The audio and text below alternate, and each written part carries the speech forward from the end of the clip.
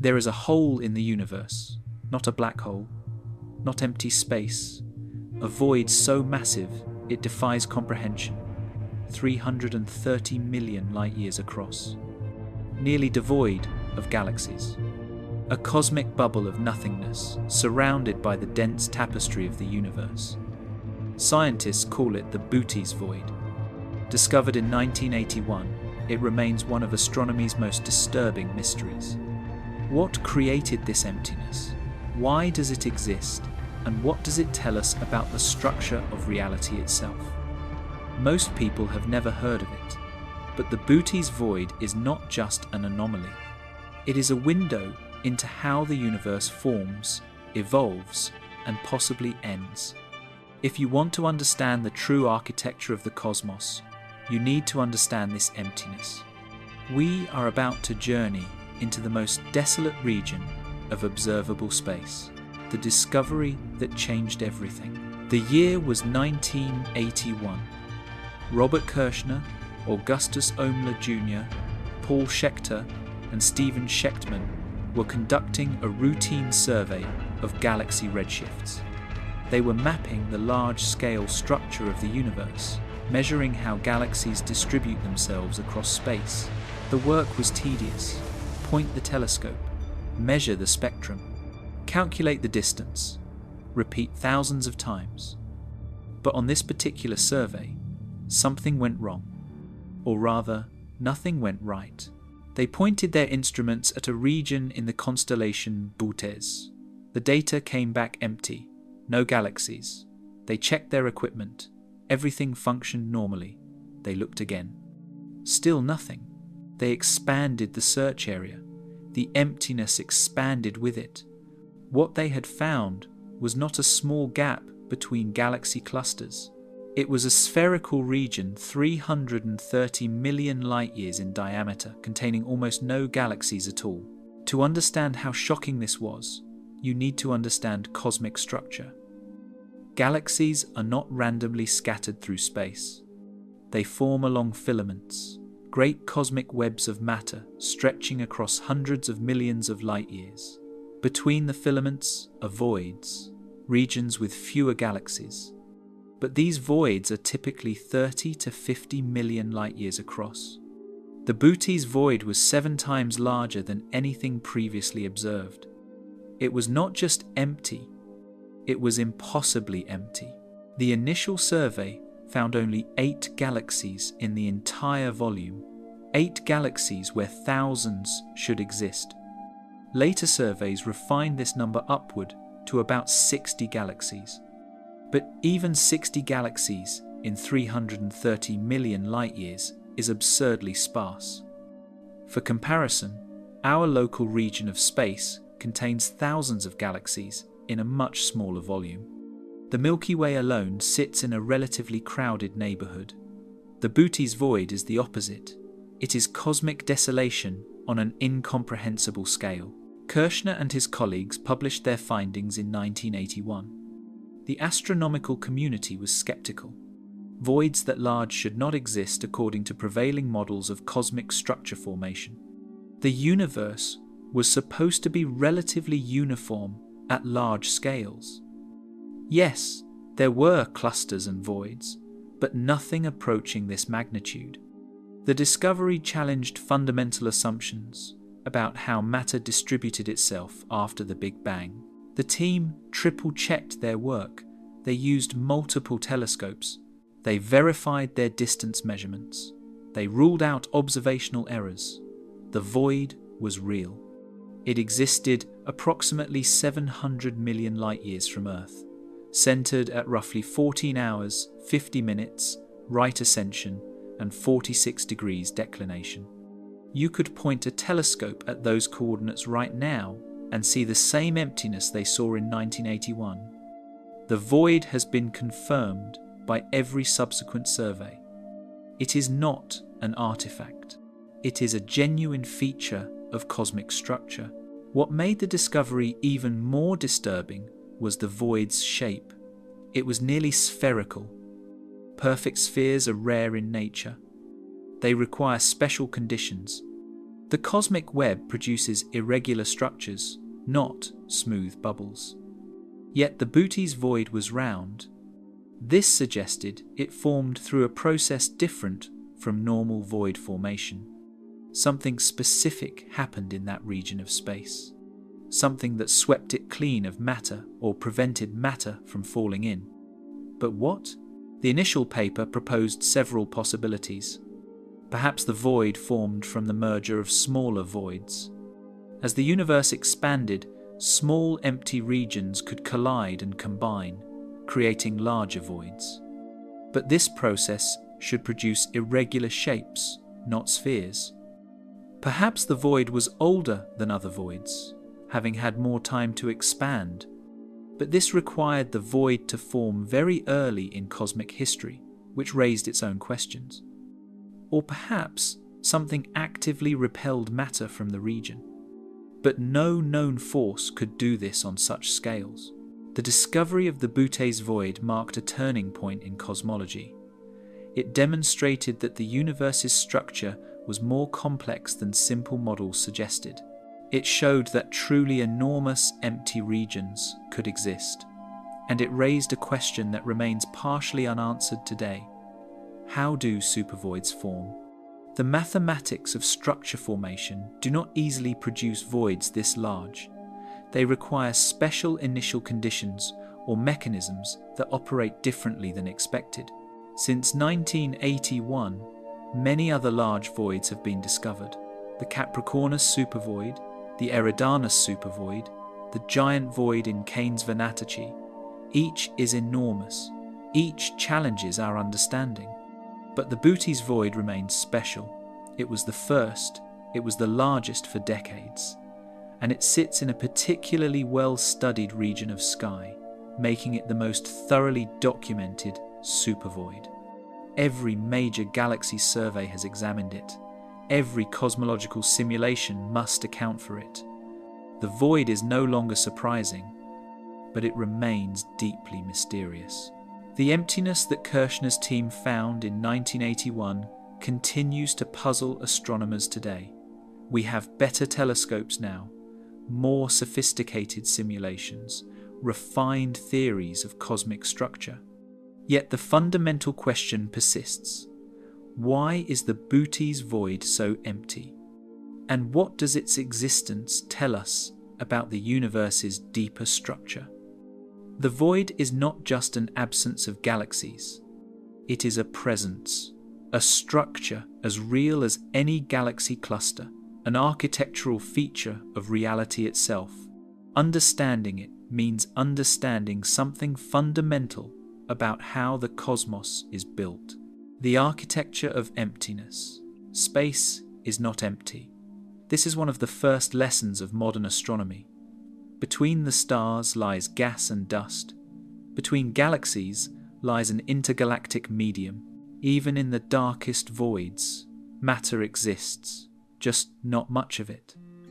The Booty's void takes this sparseness to an extreme. To understand what makes it special, you need to understand cosmic structure itself.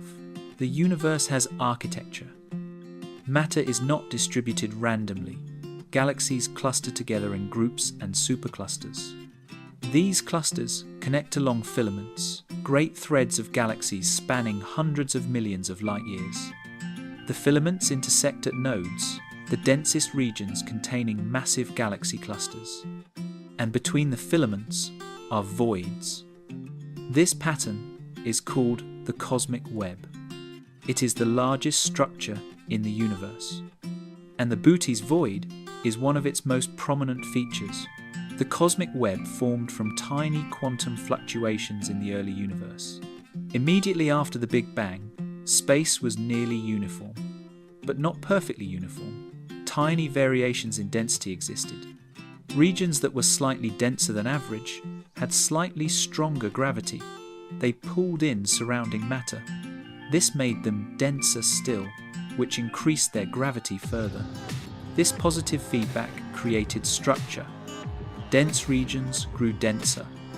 Sparse regions grew sparser. Over billions of years, this process sculpted the cosmic web. In regions that started slightly denser than average, matter accumulated. Galaxies formed. They clumped into clusters. The clusters connected along filaments. But in regions that started slightly less dense, matter drained away. Gravity pulled it toward the denser regions. These underdense regions became voids. They expanded as matter evacuated. The process is called gravitational instability. It is well understood. It has been simulated countless times, and it naturally produces a web-like structure with filaments and voids. But gravitational instability alone does not easily produce voids as large as Emptiest. Simulations consistently show that typical void sizes are 30 to 50 million light-years. Voids can merge, creating larger voids, but mergers produce irregular shapes. The Emptiest void is both enormous and nearly spherical. This combination is statistically unlikely. Not impossible, just rare. Estimates suggest that only about 1% of voids should be this large. The universe is vast, so rare things happen. But the void's properties still require explanation. The void's size implies it formed early. Structure formation proceeded from small scales to large. Small fluctuations collapsed first, forming stars and galaxies. Larger fluctuations collapsed later, forming clusters and superclusters. Voids formed as matter drained from underdense regions. Small voids formed first. Larger voids formed as small voids merged, or as matter evacuated from larger regions. For a void to reach 330 million light-years across, it must have been expanding for most of cosmic history. This means the initial underdensity in that region was significant. The fluctuation that seeded the void was unusually large. But there is another factor: dark energy. This mysterious force drives the universe's accelerating expansion. It acts as a kind of cosmic anti-gravity, pushing space apart. Dark energy affects voids differently than dense regions. In dense regions like galaxy clusters, gravity is strong enough to overcome dark energy. Matter stays bound. But in voids, gravity is weak, dark energy dominates. This causes voids to expand faster than the overall cosmic expansion. The void grows by pulling space itself apart, not just by matter evacuating. This means supervoids, like Emptiest, are not just empty, they are actively emptying. Dark energy is stretching them. Any galaxy that wanders too close to the void's interior feels a net outward force, not because something repels it, but because the expansion of space inside the void is faster than outside. This creates a pressure gradient. Galaxies naturally migrate toward the denser edges. The void evacuates itself over time. This process has been ongoing for billions of years, and it continues today. The interior of the Emptiest void is not completely empty. Surveys have found approximately 60 galaxies inside. These galaxies are lonely. The nearest neighboring galaxy is typically 15 to 20 million light-years away. For comparison, the Milky Way's nearest large neighbor, Andromeda, is only 2.5 million light-years away. The void galaxies are isolated by factors of 6 to 8. They evolved in a very different environment than galaxies in dense regions. No nearby companions, no mergers, no tidal interactions, just solitude. These void galaxies are systematically different from galaxies elsewhere. They tend to be smaller, less massive, less active in star formation. This makes sense. Galaxies grow by accreting gas and merging with other galaxies. In the void's isolation, neither process occurs efficiently. The galaxies are starved. They evolved slowly, consuming their gas over billions of years without replenishment. Some are dwarf galaxies, barely qualifying as galaxies at all. Others are small spirals, slowly rotating in the emptiness. The void's structure is not uniform. Even within the great emptiness, there are variations in density. Some regions are more empty than others. Some contain small filaments or sheets of dark matter that never collected enough mass to form visible galaxies.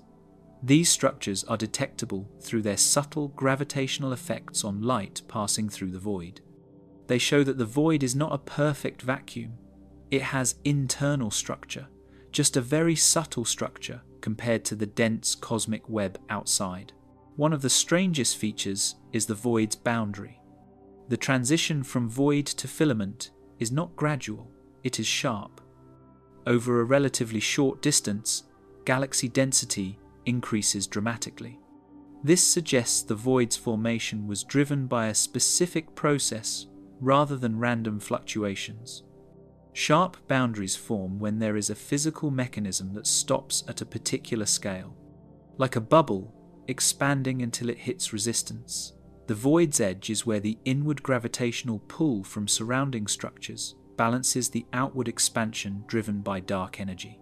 The architecture of the Bootes void is both simple and complex. Simple because it is just an underdensity, a region where less matter exists. Complex because its size, shape, and sharpness require specific formation conditions. The void is a natural consequence of cosmic structure formation, but it is an unusual consequence, a statistical outlier. And outliers are often where we learn the most. They reveal what is possible under extreme conditions. They test the limits of our models. The void is not average. That is precisely why it matters. The cosmic web revealed. To truly understand the Bootes void, you must see it in context. It is not alone. Voids are everywhere. They occupy about 80% of the universe's volume, but they contain less than 10% of its mass. The cosmos is mostly empty space between thin filaments of matter. This is the cosmic web, and recent surveys have mapped it in extraordinary detail. The Sloan Digital Sky Survey revolutionized our understanding of large-scale structure.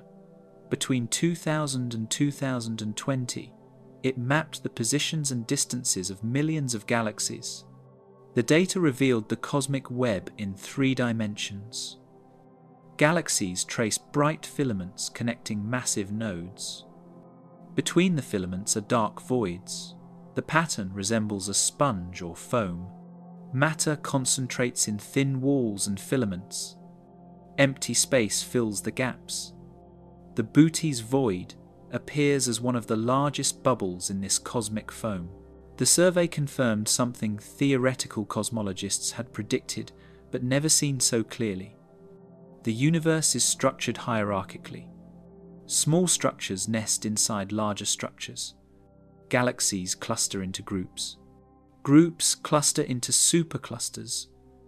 Superclusters connect along filaments, and filaments surround voids. This hierarchy extends across all observable scales, from galaxy groups spanning a few million light-years to the cosmic web spanning billions of light-years. The same gravitational processes operate at every scale, but the Bootes void stands out even in these comprehensive maps. Most voids are oblong or irregular. They formed from the merger of smaller voids or from material draining along preferred directions. The Bootes void is notably spherical. This suggests it formed differently. Perhaps it represents a single, large, primordial fluctuation rather than a merger. Or perhaps it expanded in an unusually symmetric environment without nearby massive structures to distort its growth. Either way, its shape is telling us something. Another striking feature is the void's isolation. Many large voids sit at the intersection of multiple filaments. Material drained from the void into the surrounding filaments, feeding their growth. But the Bootes void is surrounded by relatively sparse regions. The nearest major filaments are 50 to 100 million light-years from its center. This isolation meant the void expanded into a less constrained environment. There were no nearby massive structures to halt its growth. It kept expanding until reaching its current enormous size. The cosmic web is not static. It evolves. Filaments grow thicker as more matter accretes onto them. Voids grow larger as dark energy stretches them. The entire structure is in motion. Galaxies flow along filaments toward nodes. They drain out of voids toward filaments. This motion is called peculiar velocity, meaning velocity relative to cosmic expansion. Mapping these velocities reveals the web's dynamics, and it shows the void is actively expelling galaxies. Observations of galaxy motions near the Bootes void boundary show systematic outflow. Galaxies are moving away from the void's center, not because of cosmic expansion alone. Their velocities are higher than expansion would predict. Something is pushing them out. That something is the void's expansion. As space stretches inside the void, galaxies near the boundary feel a net outward force. They migrate toward denser regions. This evacuates the void over time. The process is ongoing. The void is still growing. The cosmic web extends beyond what we can see. Our observations are limited by light travel time. We can map structure out to roughly 10 billion light-years, where galaxy light becomes too faint to detect. But the web continues. Simulations show that the same structure persists across the entire observable universe. Filaments, nodes, voids, the pattern repeats. The Bootes void is not unique in kind, just in degrees. It is an extreme example of a common feature. Some cosmologists argue that voids are the fundamental structural elements, not galaxies or clusters. Those are just where matter accumulated. The voids define the architecture. They are the primary shapes. The filaments and nodes are secondary, formed by material draining from voids. This perspective inverts our usual thinking. We tend to focus on where matter is, but the cosmic web's shape is determined by where matter is not. The voids are the mold that shaped everything else. This raises a philosophical question. Is the void defined by absence or presence? Is it the lack of galaxies or the presence of dark energy's influence? Physics does not distinguish. The void is both, an absence of matter and a presence of effects. Empty space is not nothing. It has properties: energy, density, expansion rate, gravitational influence. The void is as real as any structure, just subtler. Its effects are seen in what flows around it, not in what exists within it. The Sloan survey also revealed something unexpected.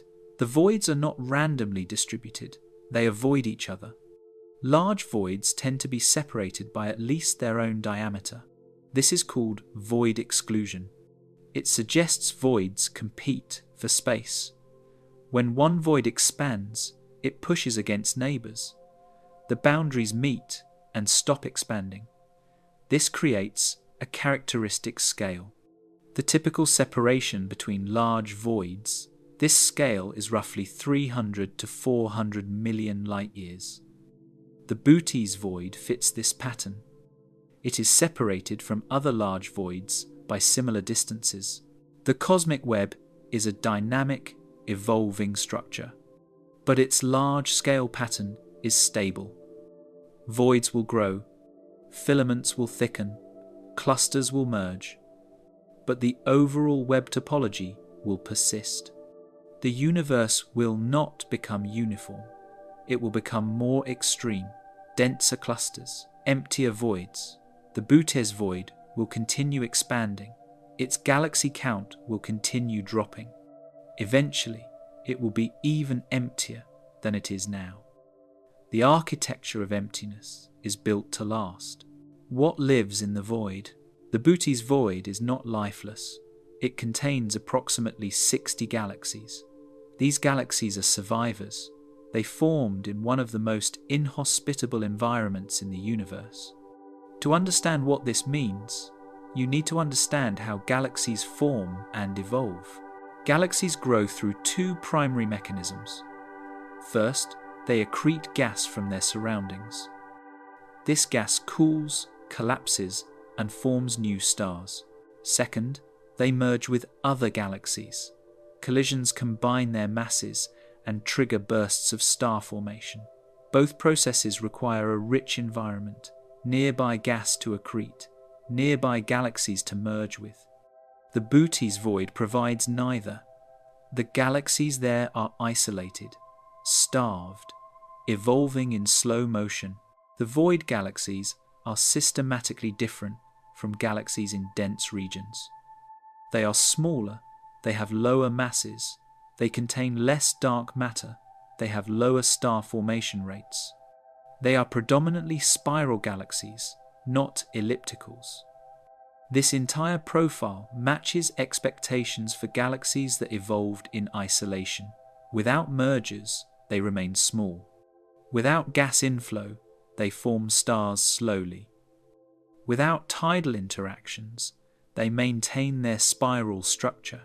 One of the best studied void galaxies is designated MCG plus 0826003.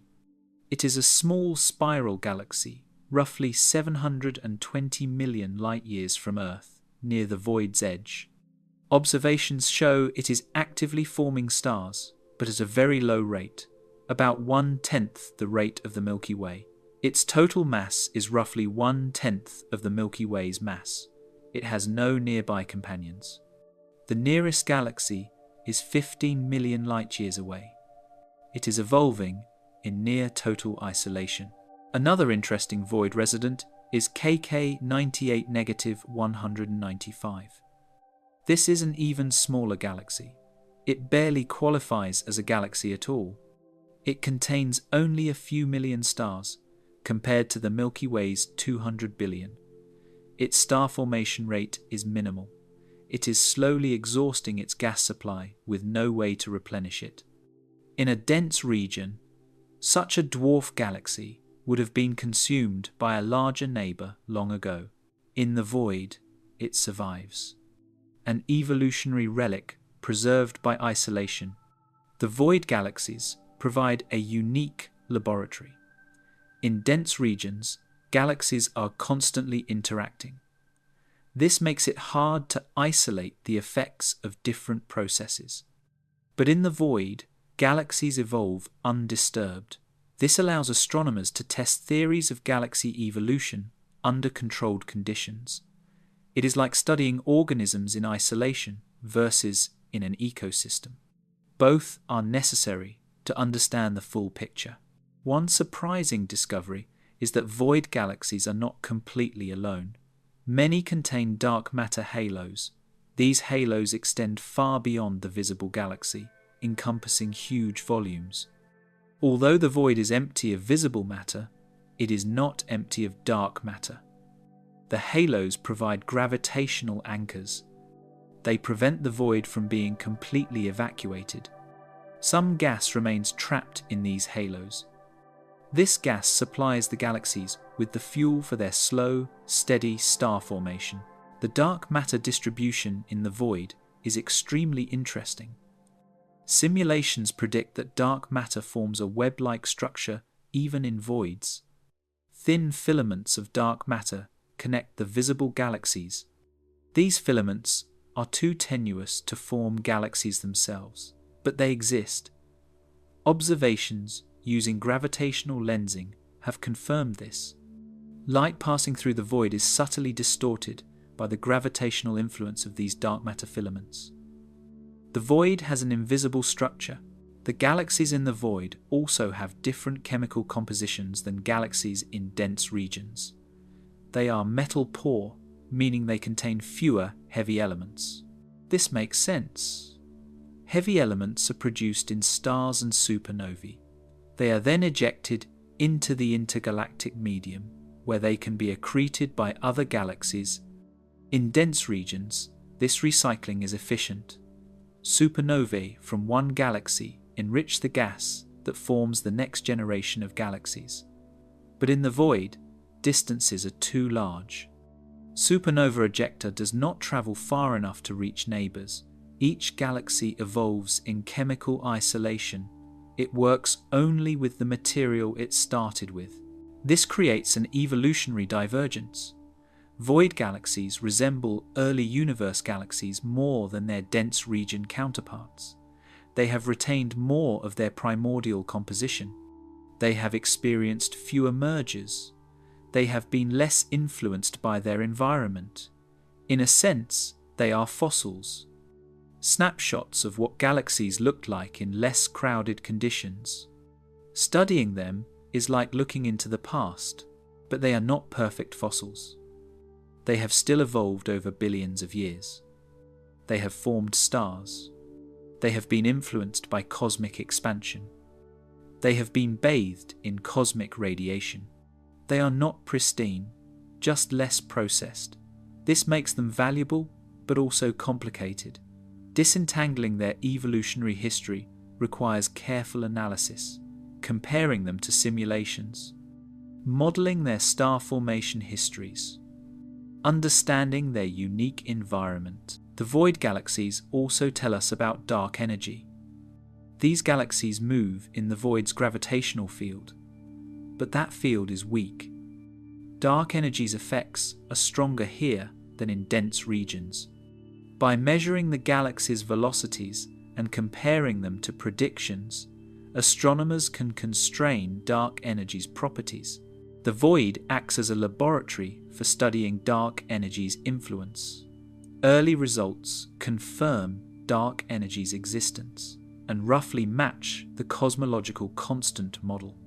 But precision measurements might reveal deviations. The void is an ideal testbed. There is also a philosophical dimension. The void galaxies experience a universe very different from ours. They look up and see almost nothing. The nearest bright galaxy is a faint smudge, barely visible. The cosmic microwave background is slightly different, stretched by their motion through the void. If intelligent life arose on a planet in a void galaxy, their cosmology would develop differently.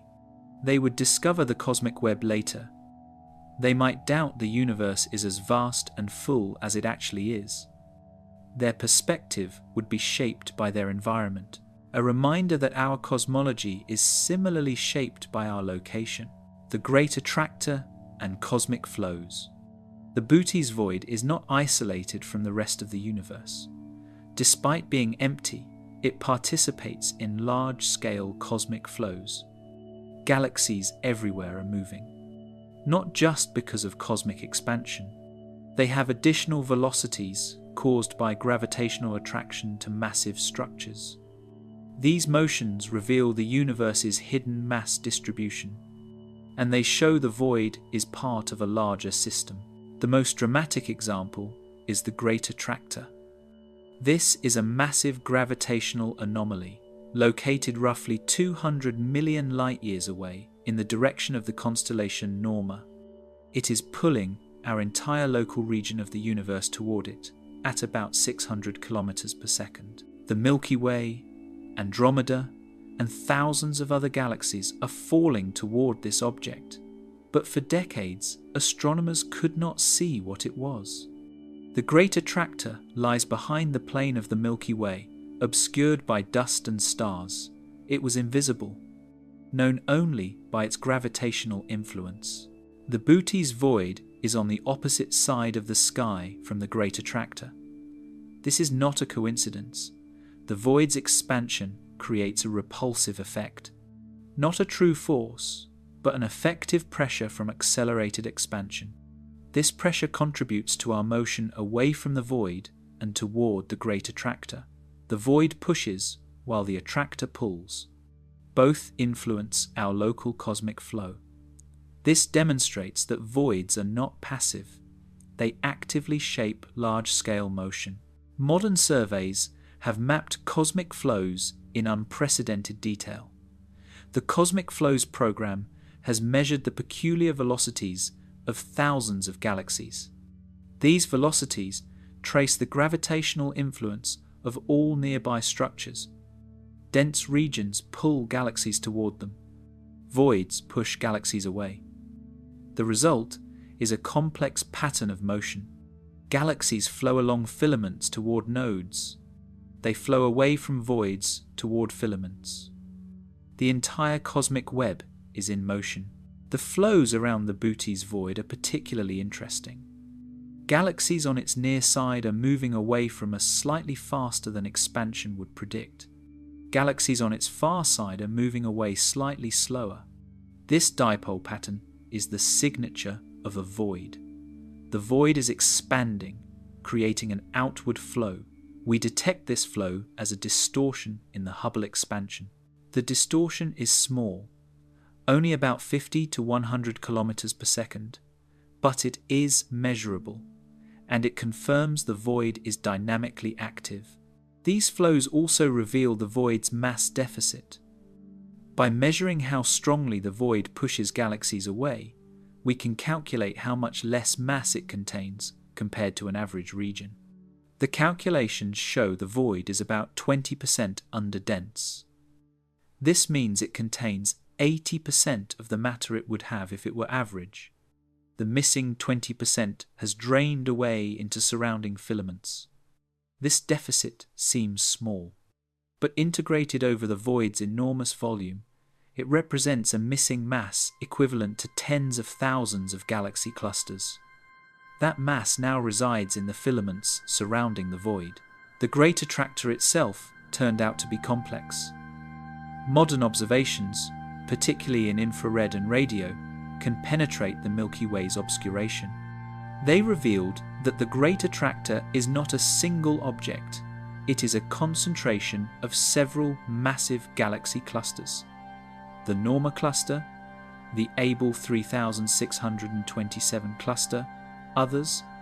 Together, they form a supermassive structure, pulling a significant fraction of the nearby universe toward them. This structure is called the Norma supercluster, and it is just one node in a larger structure called the Laniakea supercluster.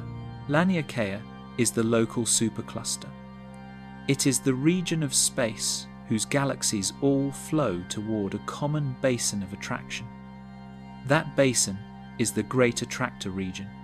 Laniakea spans 500 million light-years and contains roughly 100,000 large galaxies. The Milky Way sits near its edge. The Bootes void sits just outside it, in a region of lower density, separating Laniakea from the next major supercluster. This placement explains the void's properties. It formed in a region between major structures, a cosmic trough between peaks. The discovery of Laniakea was transformative. It showed that superclusters are not the largest structures. They are part of even larger systems defined by motion rather than density. The universe's architecture is not just about where matter is, it is about how matter moves. The flows define structure as much as the masses, and voids play a crucial role in these flows. They are the low-pressure zones that direct traffic toward the high-density filaments and nodes. The Bootes void contributes to these flows passively. It does not pull or push through force, but its underdensity creates a gravitational gradient. Galaxies in and near the void feel weaker gravitational pull than galaxies elsewhere. This means they accelerate less toward distant attractors. The net effect is that they move away from the void toward denser regions. Over cosmic time, this evacuates the void further. The process is self-reinforcing. Underdensity creates flows that increase underdensity. Understanding cosmic flows is crucial for cosmology. The flows constrain the universe's matter content. They reveal where mass is hidden in dark matter. They test theories of gravity.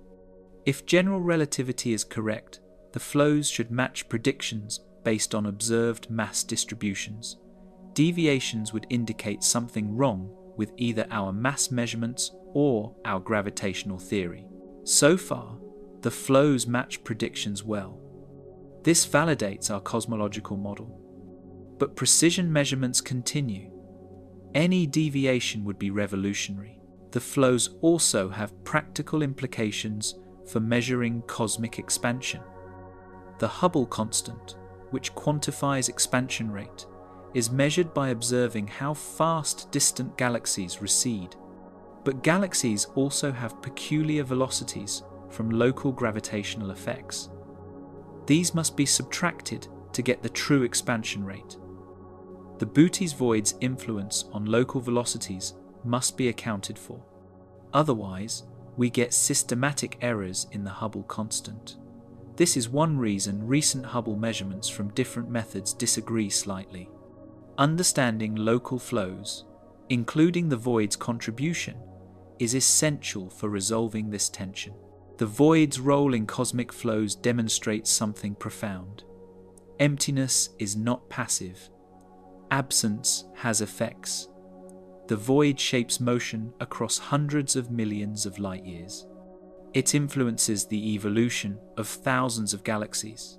It participates in the large-scale dynamics of the universe. Emptiness is not nothing. It is a structural element as important as the filaments and clusters we focus on. Understanding the cosmos requires understanding its voids. The cold spot mystery. In 2004, astronomers studying the cosmic microwave background radiation discovered an anomaly. A region of the sky approximately 10 degrees across was slightly colder than its surroundings. The difference was small, only about 70 microkelvins, but it was statistically significant. The spot was too cold, too large, and too prominent to be a random fluctuation. It became known as the CMB cold spot, and some researchers believe it might be connected to the Bootes void. The cosmic microwave background is the afterglow of the Big Bang. It is light that has been travelling through space for 13.8 billion years, redshifted by expansion into microwave wavelengths. This radiation fills the universe uniformly. Its temperature is 2.725 Kelvin everywhere. But not exactly everywhere. Tiny variations exist. Hot and cold spots indicate regions that were slightly denser or sparser in the early universe. These variations seeded the cosmic web. Dense spots became clusters. Sparse spots became voids. The CMB cold spot is unusual because it is larger and colder than typical fluctuations. Standard cosmology predicts the size and amplitude of CMB variations. They should follow a specific statistical pattern determined by inflation and the early universe's conditions. Most of the sky matches this pattern, but the cold spot does not. Its properties are rare. About 1 in 50 chances of occurring randomly. Not impossible, but it's suspicious. Several theories have been proposed to explain the cold spot. The most exotic is the bubble collision model. If eternal inflation is real, our universe is a bubble in a larger, inflating multiverse. Other bubbles might collide with ours. Such a collision would leave a mark in the CMB, a circular cold spot. The idea is speculative, but testable. If the spot's edges have specific patterns, it would support this interpretation. So far, no such patterns have been found. Another explanation is supervoid imprinting. When CMB photons pass through a large void, they experience a net energy loss. This happens because of a subtle effect called the integrated Sachs-Wolf effect. As photons fall into the void, they gain energy from the gravitational blue shift. As they climb out, they lose energy to the gravitational redshift. In a static universe, these would cancel, but the universe is expanding. The void grows while photons cross it. This means photons lose slightly more energy climbing out than they gained falling in. The result is a net cooling of the CMB in the direction of large voids. The Bootes void is in approximately the right location to cause the cold spot. It is about 30 degrees offset from the cold spot's center, but the effect can be spread over a wide area by the light's path geometry. If the Bootes void, combined with other nearby voids, created the cold spot, it would explain the anomaly without invoking exotic physics. This is the supervoid explanation. It is simpler than bubble collisions, and it makes testable predictions.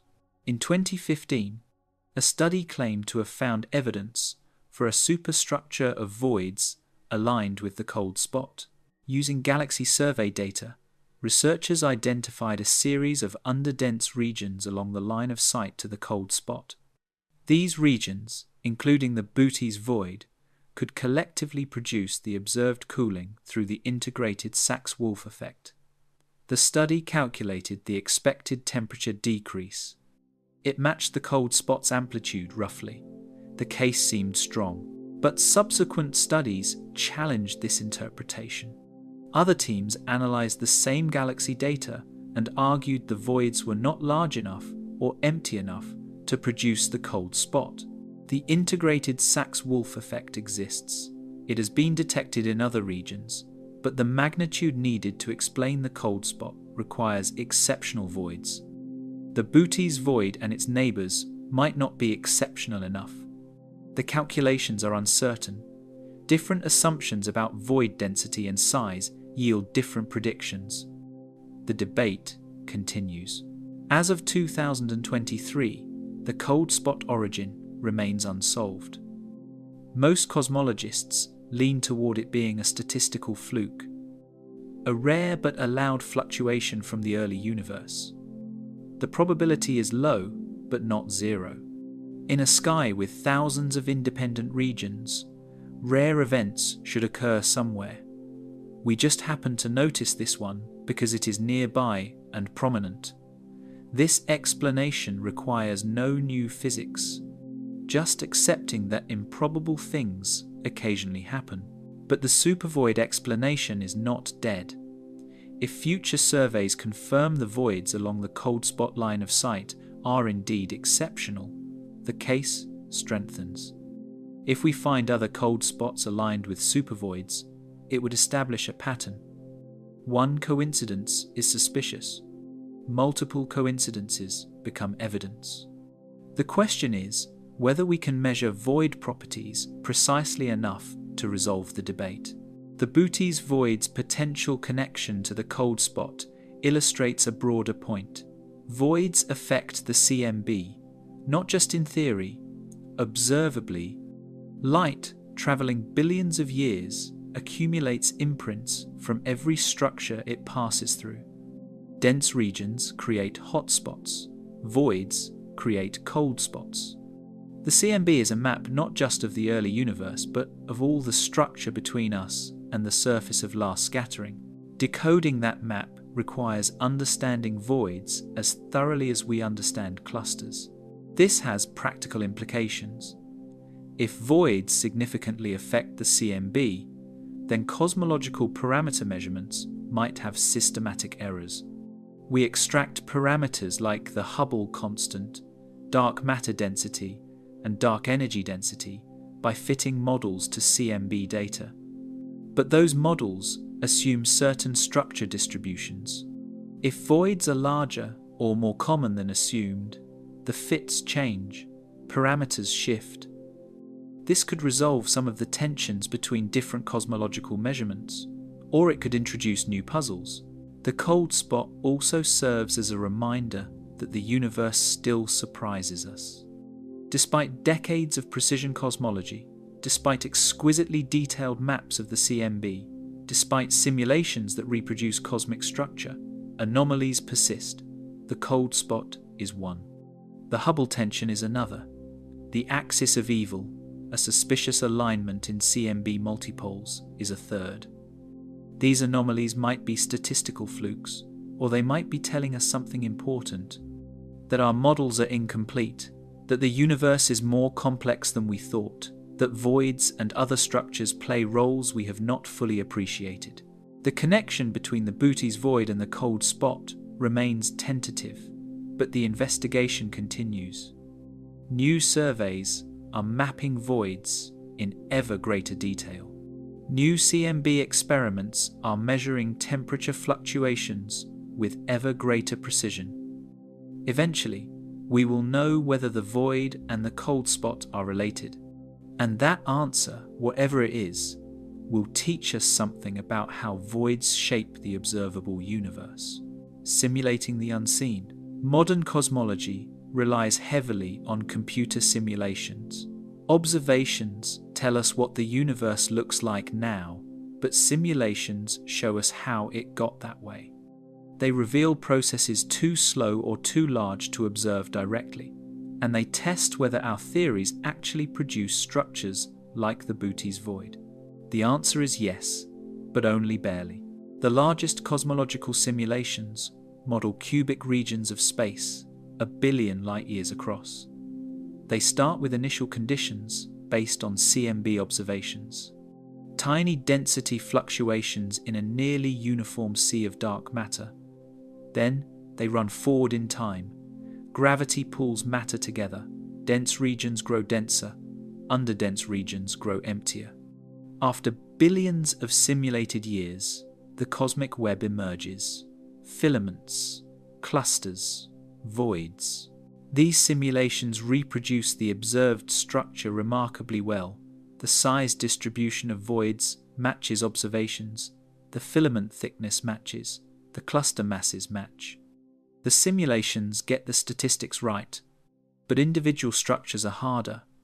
Simulations do not predict exactly where specific voids will be. They predict the probability of voids of various sizes.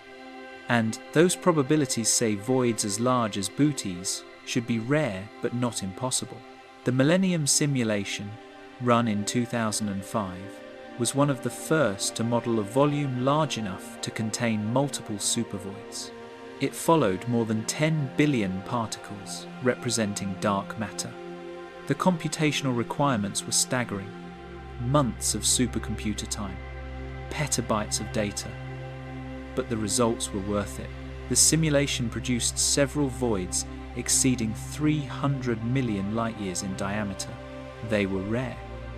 Only about 10 such voids appeared in the entire simulation volume, but they existed. Nature can make them. More recent simulations have refined this picture. The Illustris TNG project, completed in 2018, included not just dark matter, but also gas dynamics, star formation, and black hole feedback. This is crucial because galaxy formation affects void properties. Supernovae and black holes eject gas from galaxies. This gas can partially fill voids, making them less empty. The simulation showed that void galaxy properties matched observations: small, isolated, star forming slowly. The detailed physics was correct, but simulations also revealed something unexpected. The voids are not empty of dark matter, not even close. Dark matter fills voids almost as thoroughly as it fills filaments. The density is lower, yes, about 20% lower, but dark matter is still there. This means the voids are empty only of visible matter. Galaxies, gas that could form galaxies. The dark matter web extends through the voids, just at lower density. This is important. It means the voids are gravitationally active. They have structure. They are not featureless holes. The dark matter in voids forms thin filaments connecting the visible galaxies. These filaments are too tenuous to collapse and form galaxies themselves. They are below the threshold for star formation, but they exist. simulations show them clearly. Observations are beginning to detect them through gravitational lensing. Light from distant quasars passes through the void and is slightly distorted by the dark matter filaments. The distortion is subtle, but with enough quasars, a pattern emerges. The invisible web becomes visible. Simulations also show how voids evolve over time. Early in cosmic history, voids were smaller, denser, more numerous. As the universe aged and expanded, small voids merged. Matter drained from voids into filaments. Dark energy accelerated this process. Voids expanded faster than the overall cosmic expansion. By the present day, voids are large, empty, and expanding rapidly. In the future, they will dominate the universe's volume. Most of space will be void. One of the most interesting simulation results involves void shapes. Most simulations produce predominantly irregular voids, oblong, flattened, or multiply connected shapes. Spherical voids like booties are rare in simulations, just as they are in observations. This confirms that booties formed under special conditions. Likely it was a single large primordial fluctuation that expanded symmetrically, or it formed in an unusually isolated environment without nearby structures to distort its growth. Either way, simulations show such voids should exist but be uncommon. Observations agree. Simulations can also test alternative theories. Some models of dark energy predict different void expansion rates. If dark energy is not constant, void sizes would differ from predictions. Some modified gravity theories predict different clustering in voids. By comparing simulations under different assumptions to observed void properties, these theories can be constrained. So far, standard cosmology passes all tests, but simulations provide a way to challenge it rigorously. The computational techniques continue to improve. Modern simulations use adaptive resolution. They focus computational power on dense regions where structure forms rapidly. They use lower resolution in voids where less happens. This allows larger volumes and longer timescales with the same computing resources. Future simulations will model even larger regions. They will include more detailed physics, magnetic fields, cosmic rays, radiation transport. Each refinement brings simulations closer to reality. But simulations have limitations. They cannot model quantum effects. They assume classical gravity. They use approximations for small-scale physics. They cannot predict everything. For example, simulations struggle with galaxy formation in voids. The physical processes are uncertain. Gas cooling, star formation feedback, and dark matter halo properties all affect whether a galaxy forms. Small uncertainties in these processes lead to large uncertainties in predictions. Simulations can match the average properties, but predicting individual void galaxies remains difficult. Despite these limitations, simulations are indispensable. They connect theory to observation. They show what the cosmos should look like if our physics is correct. When observations match simulations, confidence grows. When they diverge, we learn something new. The Booty's void matches simulations well. Its size, shape, and galaxy content are all within predicted ranges. This validates our cosmological model. The void is strange, but not so strange that we cannot explain it. The void's effect on light. Light traveling through the Booty's void does not travel through true emptiness. Space in the void still contains dark matter, residual gas, and cosmic radiation. These components interact with light, leaving subtle signatures that astronomers can detect. These signatures reveal the void's properties and test fundamental physics. The most important effect is gravitational lensing. light from distant galaxies passes through the void on its way to us. The void's gravitational field is weak compared to clusters, but it exists. Dark matter in the void curves space-time. This curvature deflects light rays. The deflection is small, but with sensitive measurements, it is detectable. By studying how background galaxy images are distorted, astronomers can map the dark matter distribution in the void. The technique is called weak gravitational lensing. Individual galaxy distortions are tiny and lost in noise, but by averaging over hundreds or thousands of galaxies, a statistical pattern emerges. The galaxies appear slightly stretched in directions tangent to the foreground mass distribution. For a void, this creates a distinctive pattern. Galaxies appear stretched radially around the void's edges. In the void's center, the distortion reverses direction. This dipole pattern is the void's gravitational signature. Several surveys have attempted to detect weak lensing by voids. The results are challenging to interpret. The signal is weak. Systematic errors are large. But recent studies, using data from the Dark Energy Survey and the Hyper-SuPrime-Cam survey, have achieved detections. They confirm that voids do produce measurable lensing, and the lensing strength matches predictions based on simulated dark matter distributions. This provides independent confirmation of the void's underdensity. Another effect is the integrated Sachs-Wolf effect mentioned earlier. CMB photons lose energy passing through expanding voids.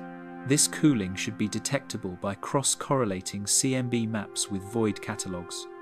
If voids are in certain locations, the CMB should be systematically colder in those directions.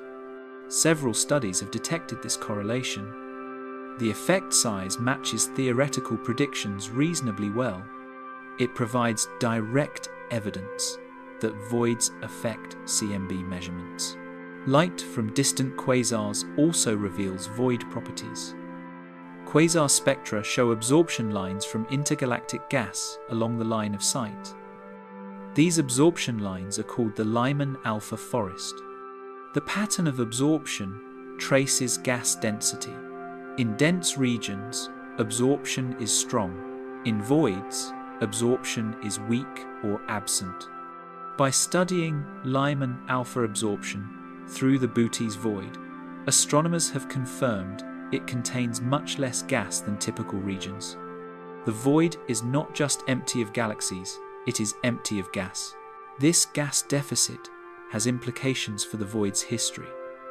Gas in intergalactic space is ionized by radiation from stars and quasars.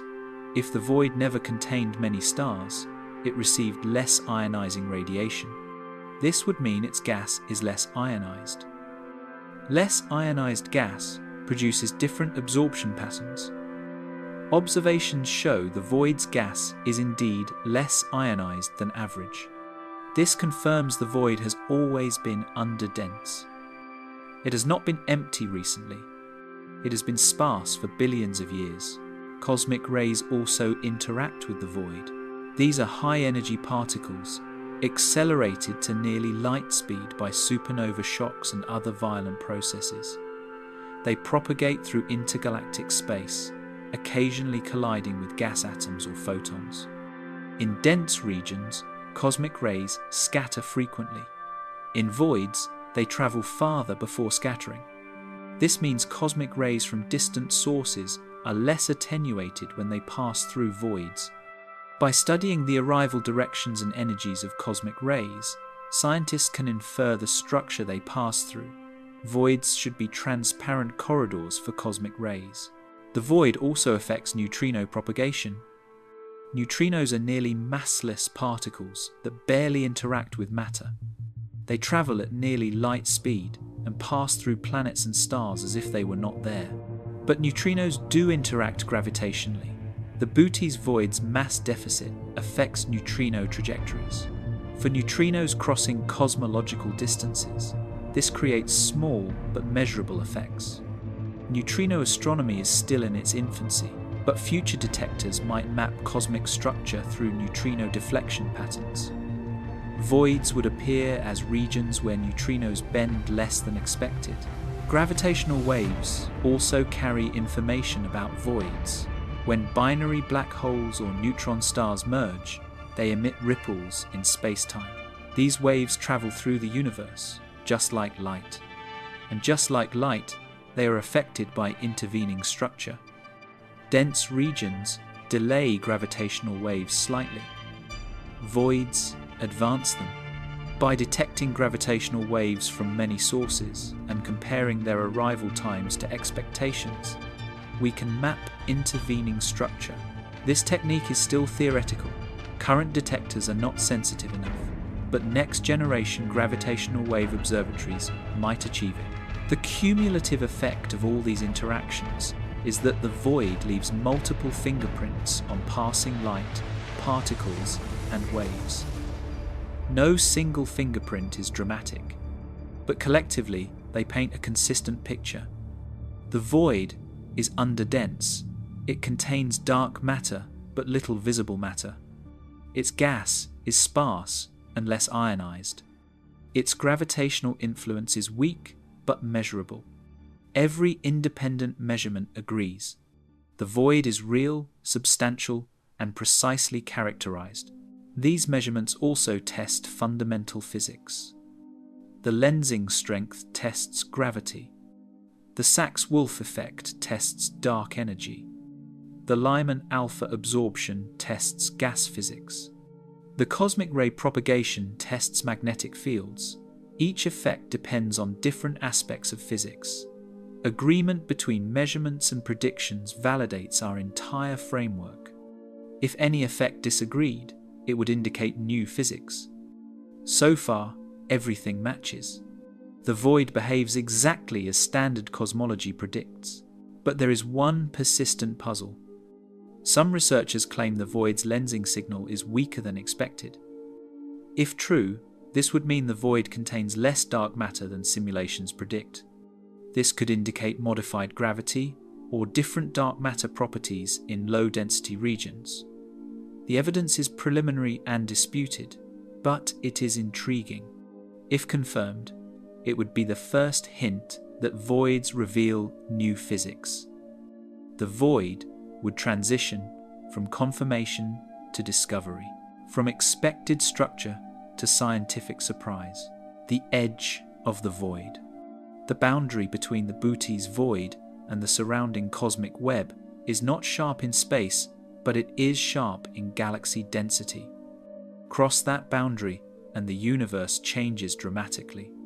Understanding this transition region reveals how voids interact with filaments and how matter flows through cosmic structure. The void's edge is not a physical surface. There is no wall marking where the void ends. Instead, there is a transition zone roughly 20 to 30 million light-years thick.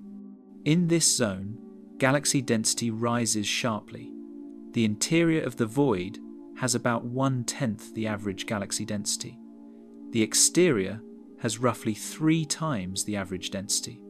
That is a factor of 30 increase across a relatively narrow region. This sharpness is unusual and requires explanation. The sharp boundary forms because of competing effects. Inside the void, expansion dominates. Dark energy and the underdensity's gravitational repulsion push galaxies outward. Outside the void, gravity from nearby filaments dominates. It pulls galaxies inward. The boundary is where these forces balance. Galaxies near the boundary feel tension. Inward pull from filaments. Outward push from the void's expansion. They migrate slowly toward the filaments, evacuating the boundary region over cosmic time. Observations of galaxy velocities near the void's edge confirm this picture. Galaxies are systematically moving away from the void's center. Their velocities are about 100 to 200 kilometers per second higher than cosmic expansion alone would predict. This coherent outflow is the signature of an expanding void. The material is draining. The boundary is advancing outward. The void is still growing. The transition zone contains interesting structures, small galaxy groups, dwarf galaxy clusters, isolated bright galaxies. These objects did not fully evacuate. They are too massive or formed too late. They remain as boundary markers. Their properties blend characteristics of void and filament galaxies. They have moderate star formation rates, moderate masses. They are transitional in every sense. One particularly interesting object near the void's edge is the galaxy cluster Abell 1781. It sits approximately 30 million light-years outside the void boundary. This cluster is gravitationally bound, meaning its internal gravity overcomes cosmic expansion. But it is being pulled by the void's expansion on one side and by a distant filament on the other. Measurements show the cluster is moving toward the filament at about 400 kilometers per second. It is escaping the void's influence. Over billions of years, it will merge with the filament completely. The void will have lost another galaxy cluster to the surrounding web. The edge also reveals how voids affect galaxy evolution. Galaxies in the transition zone have experienced partial isolation. They formed in a moderately sparse environment, not as sparse as the void interior, not as dense as filaments. Their properties are intermediate. They have medium star formation rates, medium masses. They are testing the boundaries of environmental effects on galaxy evolution. Studies of these edge galaxies help astronomers understand how much environment matters versus internal galaxy properties. Another feature of the edge is magnetic fields. Filaments contain strong magnetic fields. They are generated by galaxy motions and interactions. They thread through the intergalactic gas. But voids contain much weaker fields. The field strength drops sharply at the void boundary. This is detectable through radio observations of polarized emission from background radio galaxies. The magnetic field geometry can be mapped, and it shows a clear discontinuity at void edges. The fields do not penetrate deeply into voids, they are confined to the filaments. This magnetic field boundary has implications for cosmic ray propagation. Cosmic rays are charged particles. They spiral along magnetic field lines. In filaments, they are trapped, scattering repeatedly. In voids, they travel ballistically. The void edge is where cosmic rays escape confinement. This makes voids transparent to cosmic rays. High-energy particles can cross voids much faster than they can cross filaments. This affects how cosmic rays distribute themselves across the universe. Voids are highways. Filaments are traffic jams. The temperature structure also changes at the void edge. Gas in filaments is heated by shocks as material falls into the gravitational potential wells. This creates hot gas emitting X-rays. In voids, gas is sparse and cool. It emits very little. X-ray telescopes can map this temperature boundary. Observations from XMM Newton and Chandra have detected diffuse X-ray emission from filaments surrounding some voids. The emission cuts off sharply at the void boundary. The void is dark in X-rays. A cold region surrounded by hot filaments. The boundary's sharpness poses a theoretical challenge. Structure formation models predict smooth transitions. Density should decrease gradually from filaments to voids, but observations show sharp edges. This suggests some process sharpens the transition. One possibility is feedback from galaxies. Supernovae and black holes inject energy into surrounding gas. This energy heats and evacuates gas, creating underdense bubbles. If multiple galaxies in a region do this, their bubbles merge. The combined bubble has a sharp edge defined by the last generation of galactic feedback. This process could sharpen void boundaries. Another possibility is that the sharpness reflects the original fluctuation. If a void formed from a single large underdense region in the early universe, the boundary is where that fluctuation transitioned to average density. The transition was sharp initially and has remained sharp as the fluctuation evolved. This would mean the Bootes void preserves information about early universe conditions. The boundary is a fossil, a relic of primordial structure. Distinguishing between these explanations requires detailed simulations, running models with and without galactic feedback, comparing boundary sharpness in different scenarios, testing whether observed edges match predictions. This work is ongoing.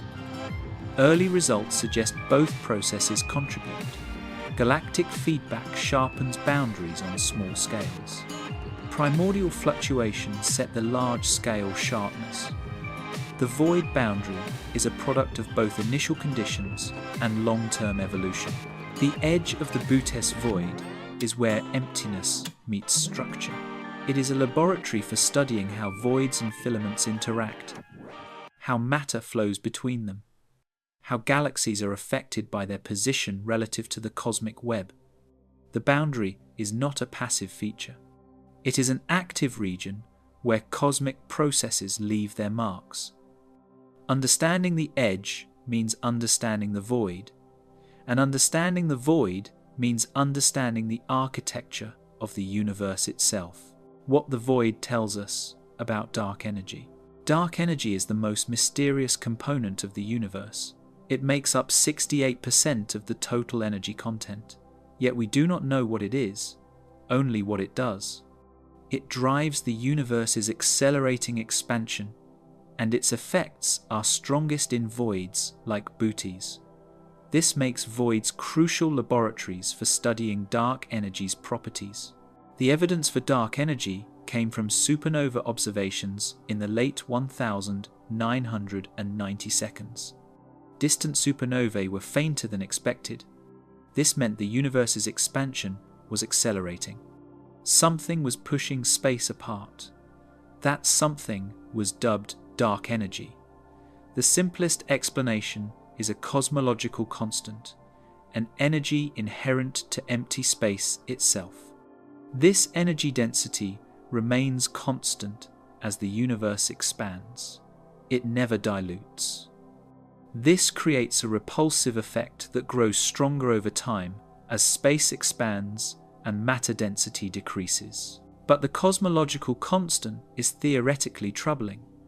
Quantum field theory predicts vacuum energy should exist, but the predicted value is 120 times larger than observed.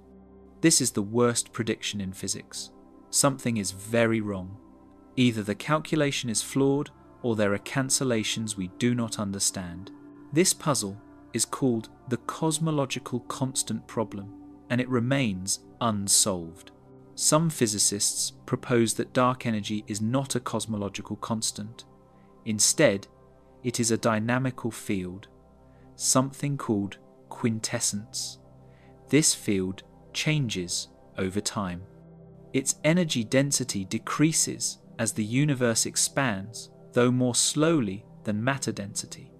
This could avoid the theoretical problems of a cosmological constant, but it introduces new questions. What is the field? How does it interact with matter? Why does its energy density have the specific value we observe? Voids provide a way to test these ideas. In a cosmological constant model, dark energy density is the same everywhere, in voids and in clusters. It does not clump or dilute. But in quintessence models, the field might behave differently in different environments. Its density might vary slightly between voids and filaments. This would create observable differences in void properties. Void sizes would differ from predictions. Void expansion rates would differ. galaxy flows around voids would differ. Several research groups have measured void properties precisely to test this. They measured the size distribution of voids. In a cosmological constant model, this distribution has a specific mathematical form determined by how structure grows.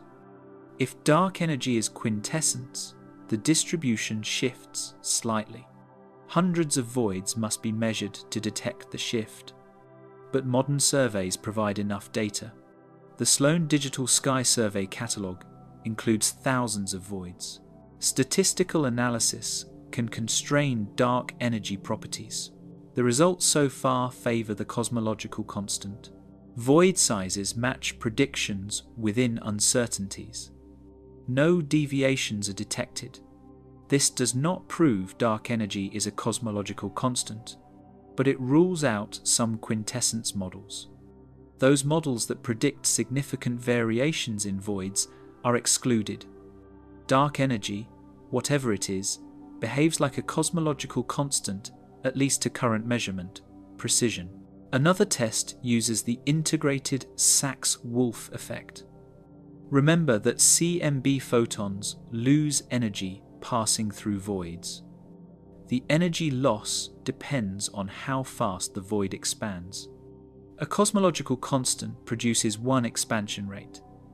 Quintessence produces slightly different rates. By measuring the temperature drop of CMB photons passing through catalogued voids, we can infer the expansion rate. Early measurements matched cosmological constant predictions.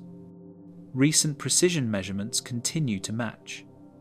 Dark energy is constant or varies very slowly. Voids also test modified gravity theories. Some physicists propose that dark energy does not exist. Instead, gravity behaves differently on cosmic scales. Einstein's general relativity might be wrong or incomplete. These modified gravity theories predict different structure formation. In particular, they predict different void properties. Voids might be smaller or larger. Density profiles might differ. Galaxy flows might differ. By measuring void properties and comparing to predictions, modified gravity can be tested. The most popular modified gravity theory is called FR gravity. It modifies Einstein's equations by adding extra terms depending on space-time curvature. These terms are negligible in strong gravitational fields but become important in weak fields. Voids have weak fields, so FR gravity predicts different void behavior. Specifically, it predicts voids should expand slower than in general relativity. They should be denser. Galaxies in voids should move differently. Observations of the Bootes void and other large voids have tested these predictions. The measurements favour general relativity. Voids expand at the expected rate. They have the expected density. The galaxy velocities match standard cosmology. This does not prove modified gravity is wrong, but it constrains the parameters. The modifications must be small in void environments. General relativity is accurate even in the weakest gravitational fields we can probe. The Bootes void also helps us understand dark energy's equation of state. This is a number labelled W that describes how dark energy density changes with expansion. For a cosmological constant, W equals exactly -1. For quintessence, W differs from -1. Current measurements from supernovae and CMB give W approximately equal to -1, but uncertainties remain. Voids provide an independent measurement method. The idea is to measure void expansion rates directly. Watch how void sizes change over time. This requires observations separated by years or decades. Galaxy positions shift measurably as voids expand. By tracking these shifts, we can measure expansion directly, then compare to predictions for different W values. This is challenging. The effects are tiny, But with large surveys and long baselines, it is becoming feasible. The first attempts have been made using Sloan Digital Sky Survey data from 2000 to 2020. Galaxy positions were measured in both epochs. The shifts were calculated. The void expansion rates were inferred. The preliminary results agree with W equals -1. Uncertainties are still large, but the technique works. Future surveys with better precision will improve the measurements. Within a decade, voids might provide the tightest constraints on dark energy's equation of state. All these tests consistently support the cosmological constant model. Dark energy behaves like vacuum energy, constant in density, universal in distribution. This is both reassuring and frustrating. Reassuring because our simplest model works. Frustrating because it does not solve the theoretical problems. We still do not understand why the cosmological constant has the tiny value it does, why it is not 0 or 10, 120 times larger. The cosmological constant problem persists, but voids have taught us something important. Whatever dark energy is, it behaves consistently across vastly different environments, in dense clusters, in average regions, in nearly empty voids. The physics is the same everywhere. This universality is a strong constraint. Any theory of dark energy must explain this uniformity. Voids are not special. They follow the same rules as the rest of the cosmos. And those rules match the cosmological constant. The void is empty, but its emptiness speaks volumes about the universe's energy content. The future of the void. The Boote's void will not remain as it is forever. Like everything in the universe, it evolves. Its future is tied to the universe's fate, and understanding that future reveals something profound about the long-term structure of reality. Currently, the void is 330 million light-years across. It contains about 60 galaxies. It is expanding at a rate slightly faster than the overall cosmic expansion due to dark energy's influence. This expansion will continue. Over the next 100 billion years, the void will grow. Its galaxy count will drop. Galaxies near its edges will be pulled into surrounding filaments. The void will become emptier. At the same time, the observable universe is shrinking from the perspective of void galaxies. Cosmic expansion is accelerating. Distant galaxies are receding faster and faster. Eventually, they cross the cosmic event horizon and disappear from view. Their light, no matter how long it travels, will never reach observers in the void. The void galaxies will see fewer and fewer neighbors, until finally each galaxy is isolated, alone in an expanding void. This isolation is not unique to void galaxies. All galaxies will eventually experience it, but void galaxies will reach isolation first. They are already sparse. Acceleration will complete their separation within about 150 billion years. After that point, an observer in a void galaxy will see only their own galaxy and perhaps a few nearby dwarf companions. Everything else will have receded beyond the horizon. The observable universe will contain almost nothing. This has philosophical implications. Imagine a civilization arising in that future era. They look up and see darkness, no distant galaxies, no cosmic microwave background, no evidence of the Big Bang or cosmic expansion. They would develop a very different cosmology than ours. They might conclude the universe is small, static, and eternal. They would be wrong, but they would have no way to know it. All the evidence would be gone, redshifted into undetectability. This scenario is called the cosmic information catastrophe. As expansion accelerates, information becomes inaccessible.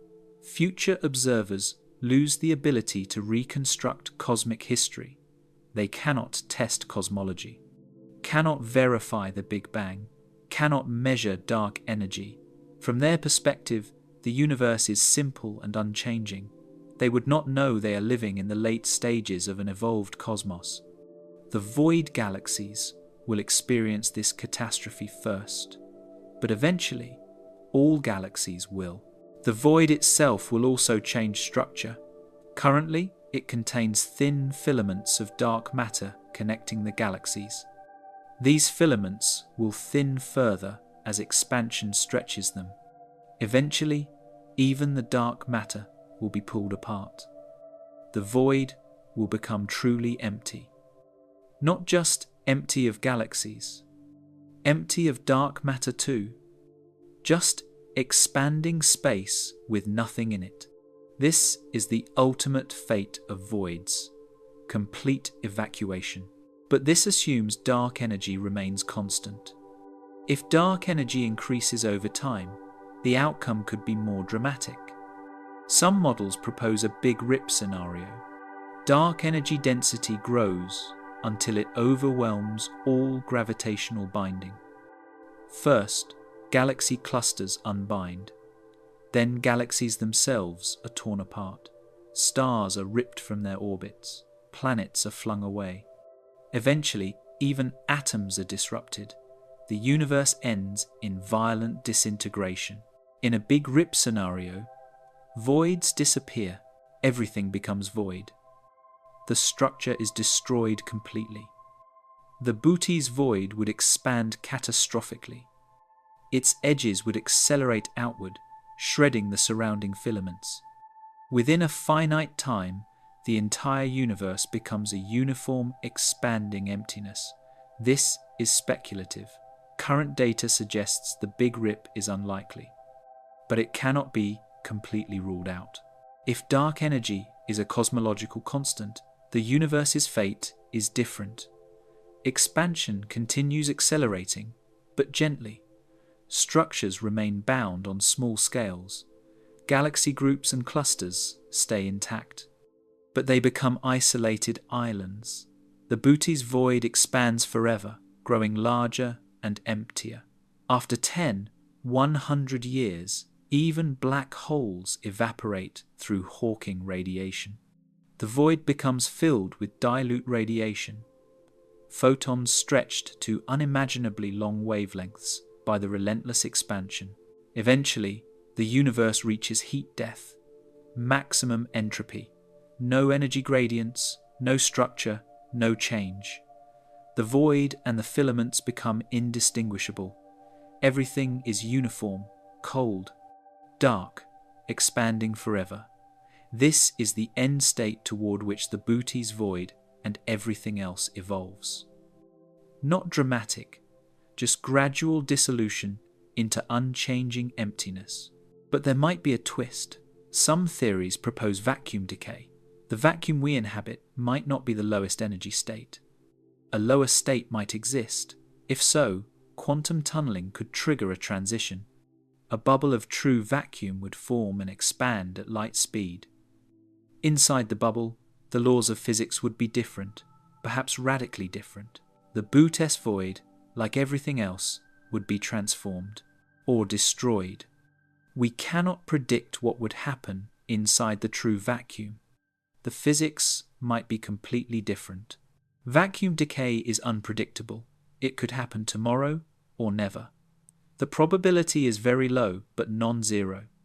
If it happens, the bubble wall would sweep through the universe at light speed, no warning, no escape, just transformation. In that scenario, the void's future is unknowable. It might cease to exist in any recognizable sense, or it might become something entirely different, a region of space governed by new physics.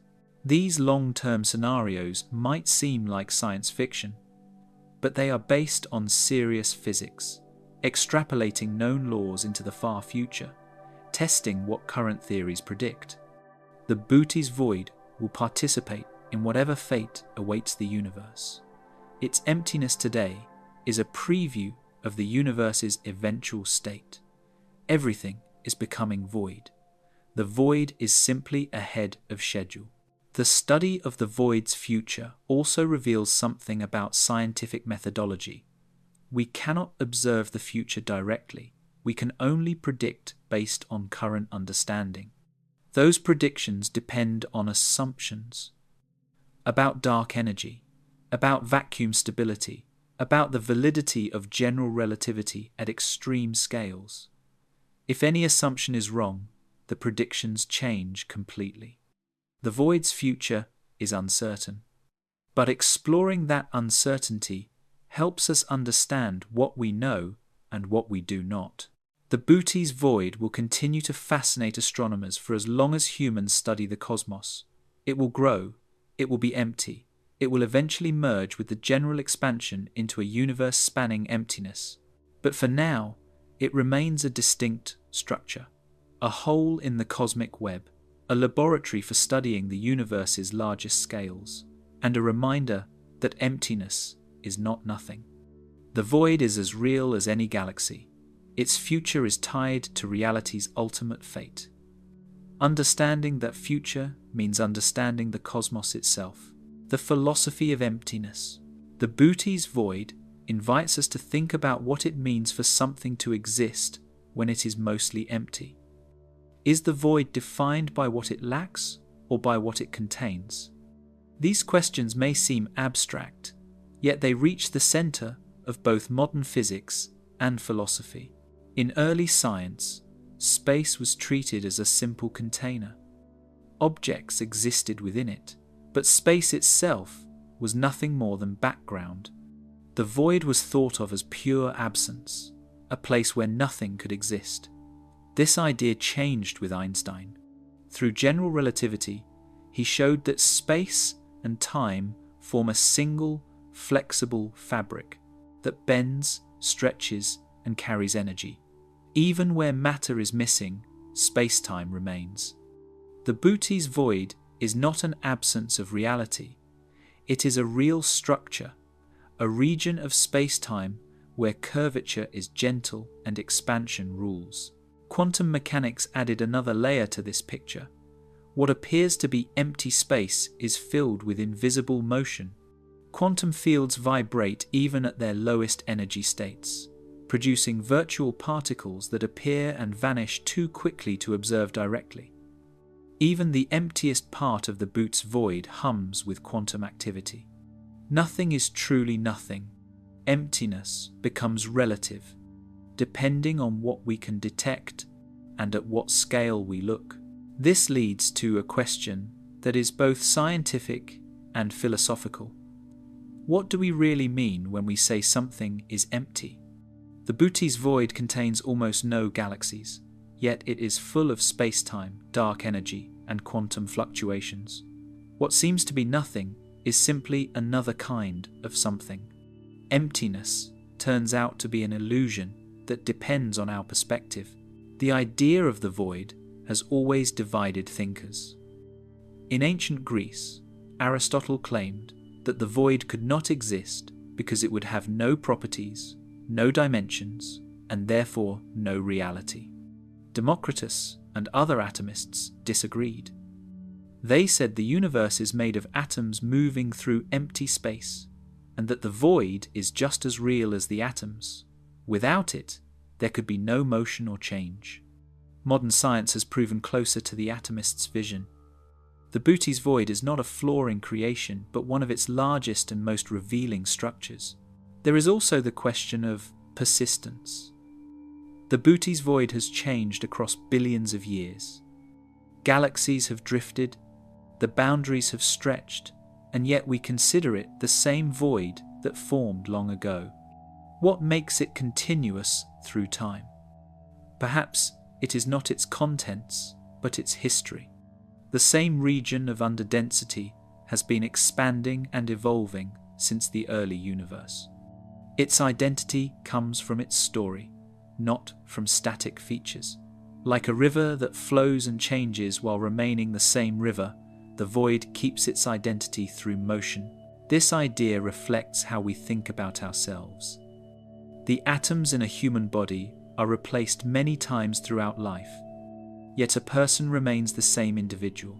The Bootes void follows the same pattern. It is not constant, but it endures through continuous transformation. Persistence does not require stillness. It requires coherence through change. The Bootes void also challenges what we consider meaningful. We tend to value what is full over what is empty. Stars, galaxies, and clusters seem important, while the space between them feels like absence. Yet the universe's structure depends on emptiness. The cosmic web exists because of the voids that surround its filaments. Matter collects where space is least resistant, and that resistance is shaped by emptiness itself. The Bootes void helps define where galaxies form and how the universe grows.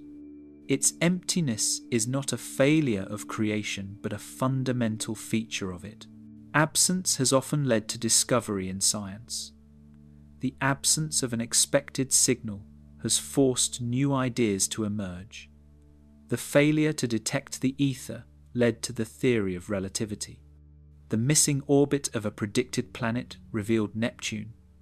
The missing mass in galaxies revealed dark matter. Likewise, the emptiness of the Bootes void reveals how the universe organizes itself. The space where nothing seems to be present turns out to be full of clues about how everything else works.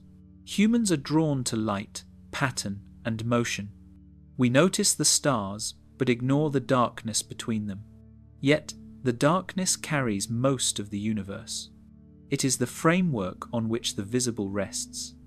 The Bootes void reminds us that nothingness is not the opposite of existence. It is part of it.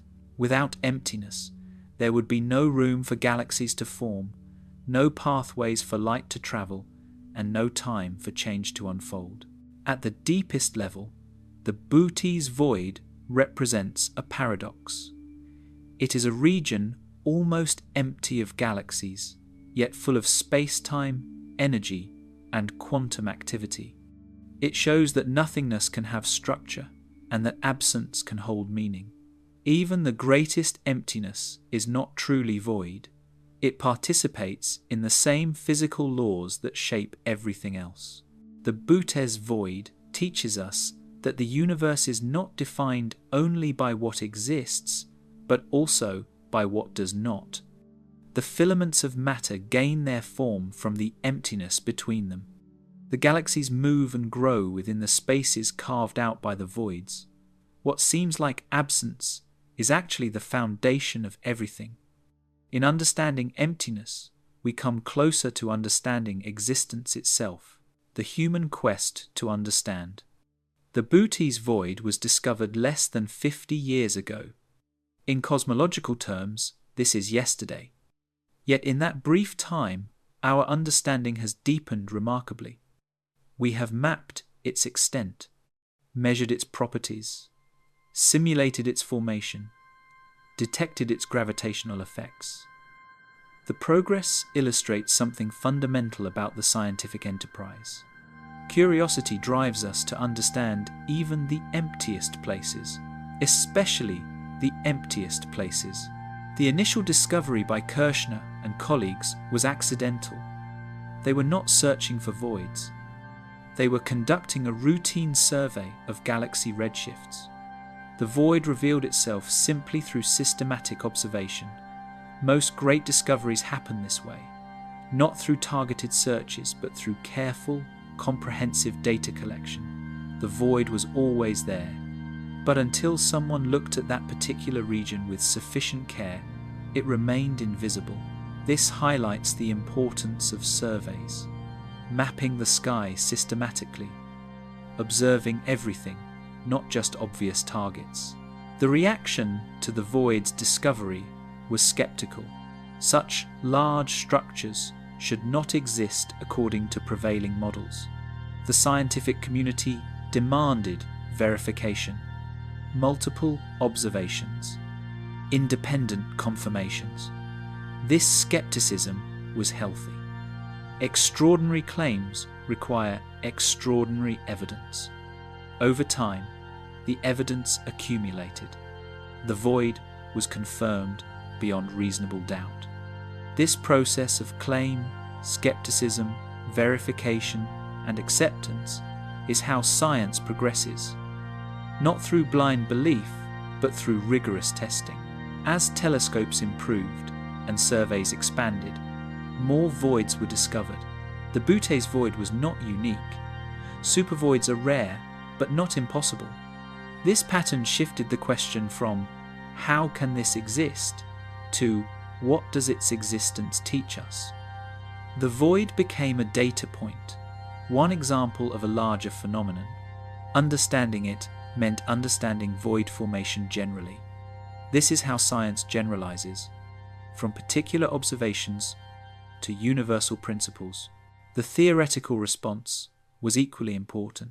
Cosmologists ran simulations to test whether standard structure formation could produce supervoids. Early simulations had insufficient resolution and volume, but computational power grew. By the early 2000s, simulations definitively showed that voids as large as Butte's occur naturally. This removed the theoretical objection. The void was not just observed, it was explained. Theory and observation converged. But explanation is not the end of inquiry. It is the beginning of deeper questions. The void explains fine-tuning through anthropic reasoning in multiverse models. It tests dark energy properties. It provides a laboratory for weak gravitational lensing. Each answer generates new questions. Why this specific void in this location? How do void galaxies maintain their star formation? What creates the sharp boundaries? Science is an infinite regress of why questions, each answer revealing new mysteries. The human investment in understanding the void is substantial. Telescopes cost billions. Surveys require decades. Simulations consume supercomputer time. Careers are spent studying seemingly empty space. Why? Because humans are driven to understand. We need to know, not for immediate practical benefit. The Butte's void will never affect human life directly. It is too distant, too empty. But we study it anyway, because understanding is valuable for its own sake, because mysteries demand resolution, because knowledge is a fundamental human good. This drive to understand is not universal. Most organisms do not wonder about distant cosmic structures. They do not ask why. They respond to immediate pressures: survival, reproduction, comfort. Humans do those things too, but we also do more. We explore beyond necessity. We question beyond utility. We build telescopes to map voids that will never touch us. This is distinctly human.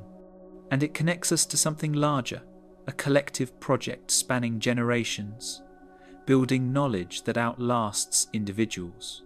The scientists who discovered the Butte's void are mostly retired now, but their discovery persists. Other scientists have built on their work, extended their observations, refined their conclusions. This is how scientific knowledge accumulates, not through individual genius, but through collective effort. Each generation stands on the previous one's shoulders. The void was discovered once, but it is understood through the work of hundreds of researchers across decades. Science is fundamentally collaborative. The tools used to study the void continue to improve.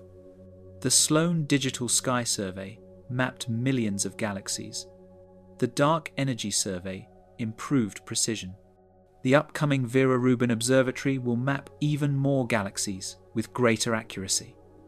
Future space telescopes will observe in unprecedented detail. Each improvement reveals new features, new puzzles. The void is not a solved problem. It is an ongoing investigation, and it will remain so for the foreseeable future. Public engagement with the void is limited. Most people have never heard of it. This is understandable. It is not dramatic. It does not threaten Earth. It does not offer practical applications. Black holes capture imagination. Supernovae inspire awe. But voids? They are too subtle, too abstract. Yet they are equally important for understanding cosmic structure, perhaps even more important. This gap between scientific significance and public awareness is a persistent challenge. How do we communicate the importance of emptiness? How do we make absence compelling? Some science communicators have risen to this challenge. They frame the void as a mystery, a cosmic puzzle, the largest hole in the universe. This approach works. It taps into natural curiosity. Mysteries engage us. We want to know what creates such emptiness, whether anything lurks inside, what it means for our place in the cosmos. Framing science as mystery respects the audience's intelligence while making the content accessible. The void becomes a story, a journey of discovery, not just a set of measurements. Educational institutions struggle with how to teach about voids. Standard astronomy courses cover stars, galaxies, cosmology. Voids are mentioned briefly, if at all. They do not fit easily into traditional categories. They are not objects, not events. They are structures defined by absence. This makes pedagogy difficult. How do you teach about nothing? The answer is to emphasize structure, the cosmic web, the relationship between voids and filaments. Showing that voids are not anomalies, but fundamental architectural elements. They are as important as galaxies, just harder to visualize. The Bootes void also appears in popular culture occasionally. Science fiction writers have used it as a setting, a mysterious, empty region where anything might be hidden. While these fictional treatments take liberties with the science, they serve a purpose. They bring the void to broader attention. They make it culturally relevant, and they might inspire future scientists. Many astronomers trace their interest to science fiction encountered in childhood. Popular culture and scientific research are not separate. They feed each other. Looking forward, the study of the Bootes void will continue as long as humans study the cosmos. New observations will refine measurements. New theories will offer fresh interpretations. New technologies will enable previously impossible investigations. The void will remain a touchstone, a benchmark against which models are tested. Its emptiness will continue to teach us about the universe's structure, evolution, and ultimate fate. But beyond scientific knowledge, the void offers something else, a sense of perspective. Standing on Earth, surrounded by human concerns and human-scale problems, it is easy to forget the immensity of reality. The void is a reminder. 330 million light-years of near emptiness, a structure so vast that light takes longer to cross it than multicellular life has existed on Earth. This is humbling, but also strangely comforting. Our problems are real, but they are small. The universe is larger than our worries, and understanding that immensity is itself a form of transcendence. The human quest to understand the Bootes void is really a quest to understand ourselves, where we are, what surrounds us, how we fit into the cosmic structure. The void is far away, but studying it brings us closer to answers about our own existence. In that sense, the emptiest place in the universe is also one of the most meaningful, because it forces us to confront the nature of reality. And in doing so, we discover something about the nature of being human. The emptiest place in existence. Stand at the edge of human comprehension. Look out into the darkness between galaxies. See the vast cosmic web stretching across billions of light years. Filaments of galaxies connecting massive clusters. and between them, the voids. Empty bubbles where almost nothing exists. But among all these voids, one stands apart. The Bootes void is not just empty. It is a monument to absence itself, 330 million light-years across. To comprehend this scale, consider that the entire observable universe from Earth extends about 46 billion light-years in any direction. The void spans nearly 1% of that distance. It is larger than any structure humans had imagined possible when it was discovered. Larger than seemed reasonable given our understanding of cosmic structure formation. It challenged everything cosmologists thought they knew about how matter distributes itself across space. Inside this vast region, approximately 60 galaxies exist. 60. In a volume that should contain tens of thousands, the density is roughly 1/10 of 1% of the average cosmic density.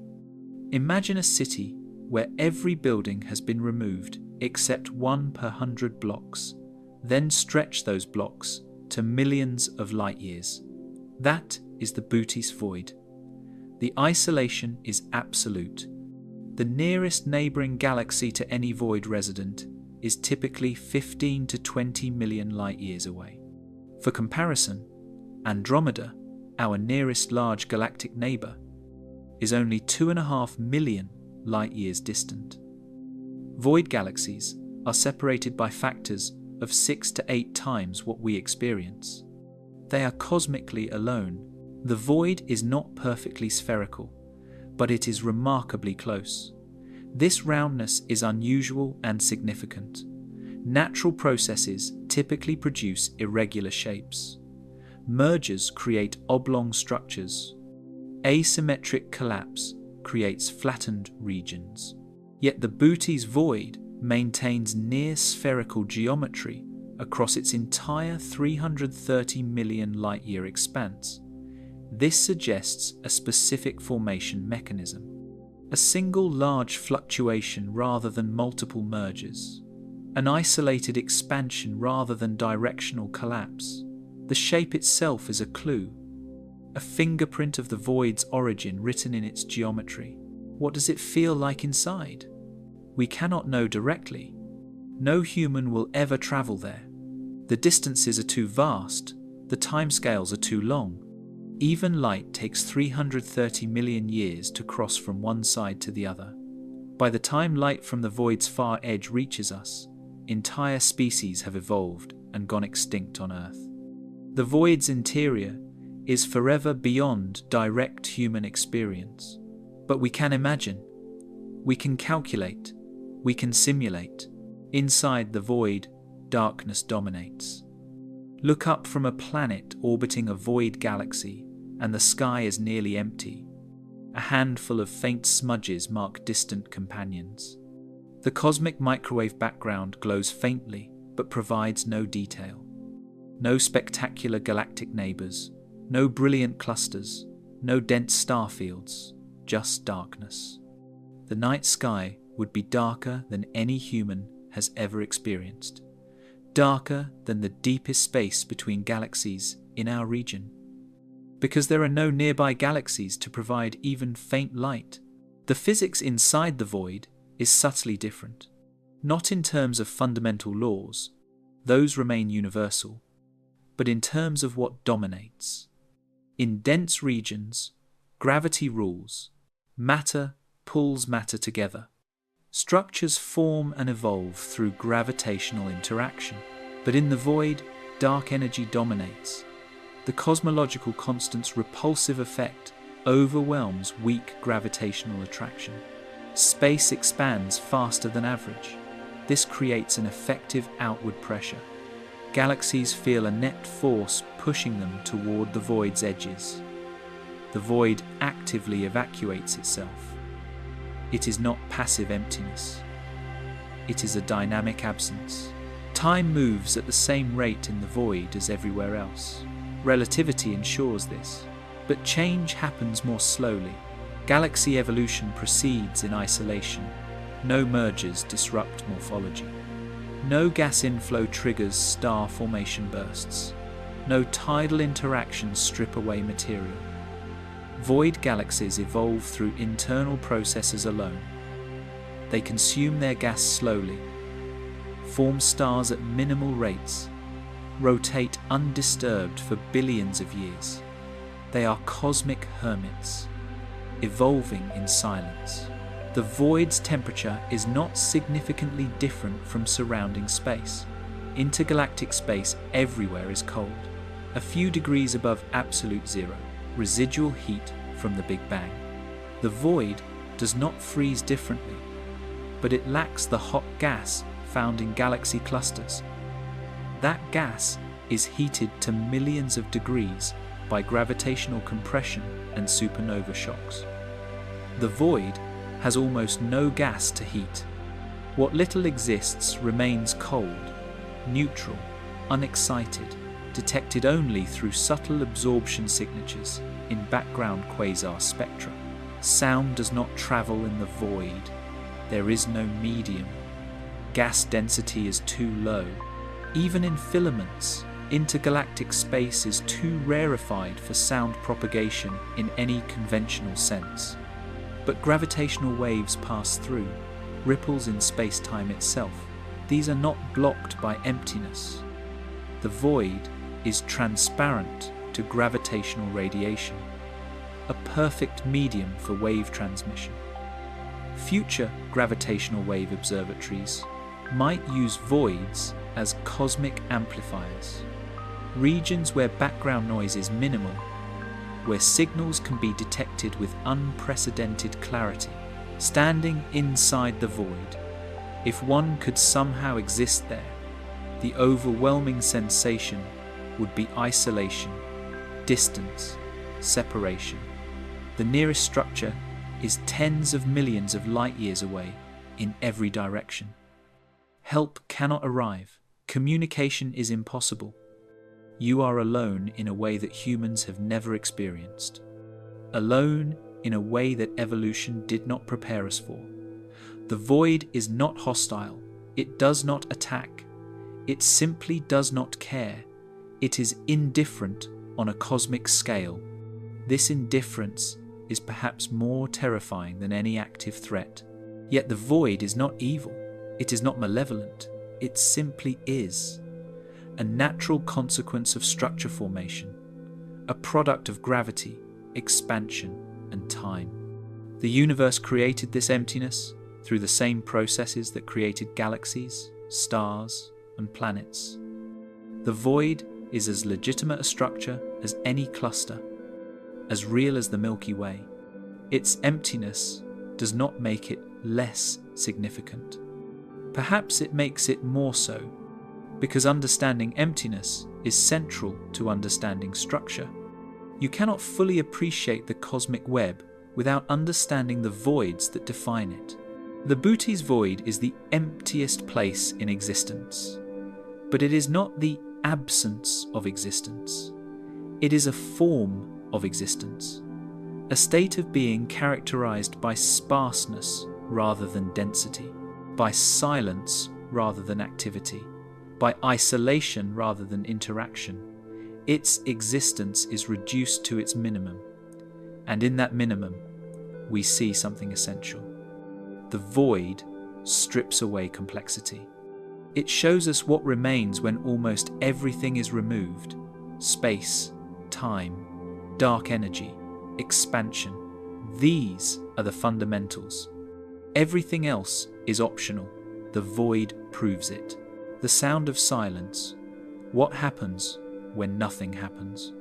The Bootes void challenges our intuition about time and change.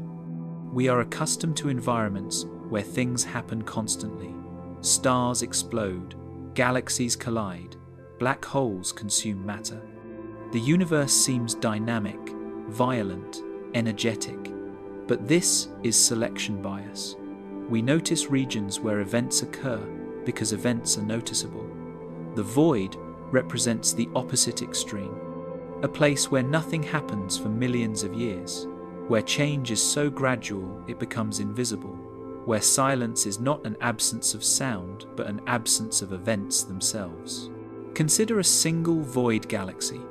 Call it Galaxy V37, an arbitrary designation for an isolated dwarf spiral, roughly 720 million light-years from Earth. This galaxy contains perhaps 20 billion stars, 1/10 the Milky Way's stellar population. It rotates slowly, taking 500 million years to complete one revolution. Its stars orbit in orderly fashion. No recent mergers have disturbed its structure. No close encounters have triggered bursts of star formation. It simply exists, rotating, consuming its gas supply at an imperceptible rate. One new star forms every few decades. The galaxy is dying so slowly that the process is invisible on human timescales. On cosmic timescales, even on million-year timescales, the change is subtle. What happens in Galaxy 537 on a typical day? Nothing remarkable. Stars orbit. Gas clouds drift.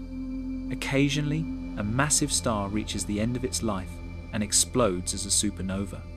This happens perhaps once every 1,000 years. The explosion is violent by stellar standards. It releases more energy in seconds than the Sun emits in its entire lifetime. But in the context of the galaxy, it is a minor event, a brief flare. The energy dissipates into the sparse intergalactic medium. No nearby galaxies record the event. No astronomers observe it. It happens alone, witnessed only by whatever local observers might exist. And then it is over. Silence returns. Between supernovae, almost nothing happens. Stars continue their orbits, planets circle their stars. Perhaps life exists on some of those planets, perhaps intelligent life. If so, they look up at an empty sky and wonder if they are alone. They probably conclude they are. No radio signals arrive from neighboring galaxies. The distances are too vast. The timescales are too long. Communication between void galaxies is effectively impossible.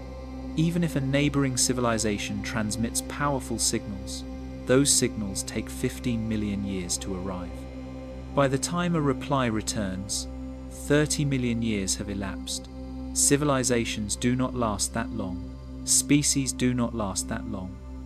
The void enforces solitude not through hostility, but through distance. Time becomes a barrier. Change happens so slowly that coordination becomes impossible. This raises a profound question. If change happens but no one observes it, does it matter? Philosophically, we insist that reality is objective. Events occur whether observed or not. A star explodes in Galaxy V37 whether any intelligence records it, but practically, the unobserved event has no consequences beyond its immediate vicinity. It influences nothing. Nothing changes. Communicates nothing. The information it contains is lost. Entropy increases locally, but the universe as a whole barely notices. The void is filled with such events. Countless small occurrences that happen in isolation, each real, each physical, each ultimately meaningless in the larger context.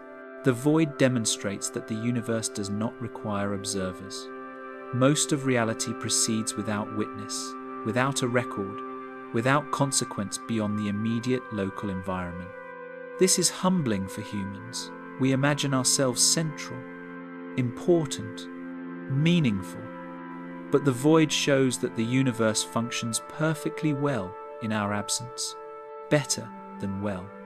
It simply proceeds.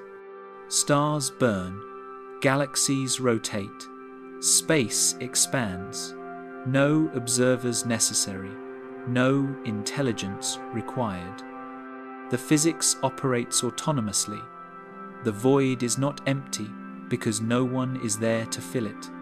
It is empty because that is what structure formation produced. Observers are irrelevant to its nature. Yet the void also shows that something can emerge from nothing, Not literally nothing. The void is not a perfect vacuum, but from near nothingness, structure can arise. Void galaxies formed despite isolation. Stars ignited despite low gas density. Perhaps life emerged despite the emptiness. The void is hostile to complexity, but not absolutely prohibitive. Given enough time, even sparse resources produce outcomes. A single galaxy forming stars at minimal rates will still produce billions of stars over cosmic time. Slow accumulation yields results. The void teaches patience. That gradually processes compounds. That even minimal change, sustained over billions of years, produces significance. The mathematical description of the void's evolution is elegant. Density decreases inversely with the cube of the scale factor. As space expands, matter dilutes. Dark energy density remains constant. This creates a crossover point. Early in cosmic history, matter dominated, gravity shaped evolution. But as expansion continued, dark energy became dominant. In voids, this transition happened earlier than average. Dark energy took control sooner. This accelerated evacuation. The void grew faster than denser regions. This feedback loop is self-reinforcing. Underdensity leads to faster, expansion leads to greater underdensity. The mathematics predicts runaway emptying, and observation confirms it. The void is not stabilizing. It is actively becoming emptier. The quantum vacuum in the void is identical to the quantum vacuum everywhere else. Virtual particles fluctuate into and out of existence at the same rate. Zero-point energy has the same density. The Heisenberg uncertainty principle operates unchanged. At quantum scales, the void is not empty at all. It seethes with activity.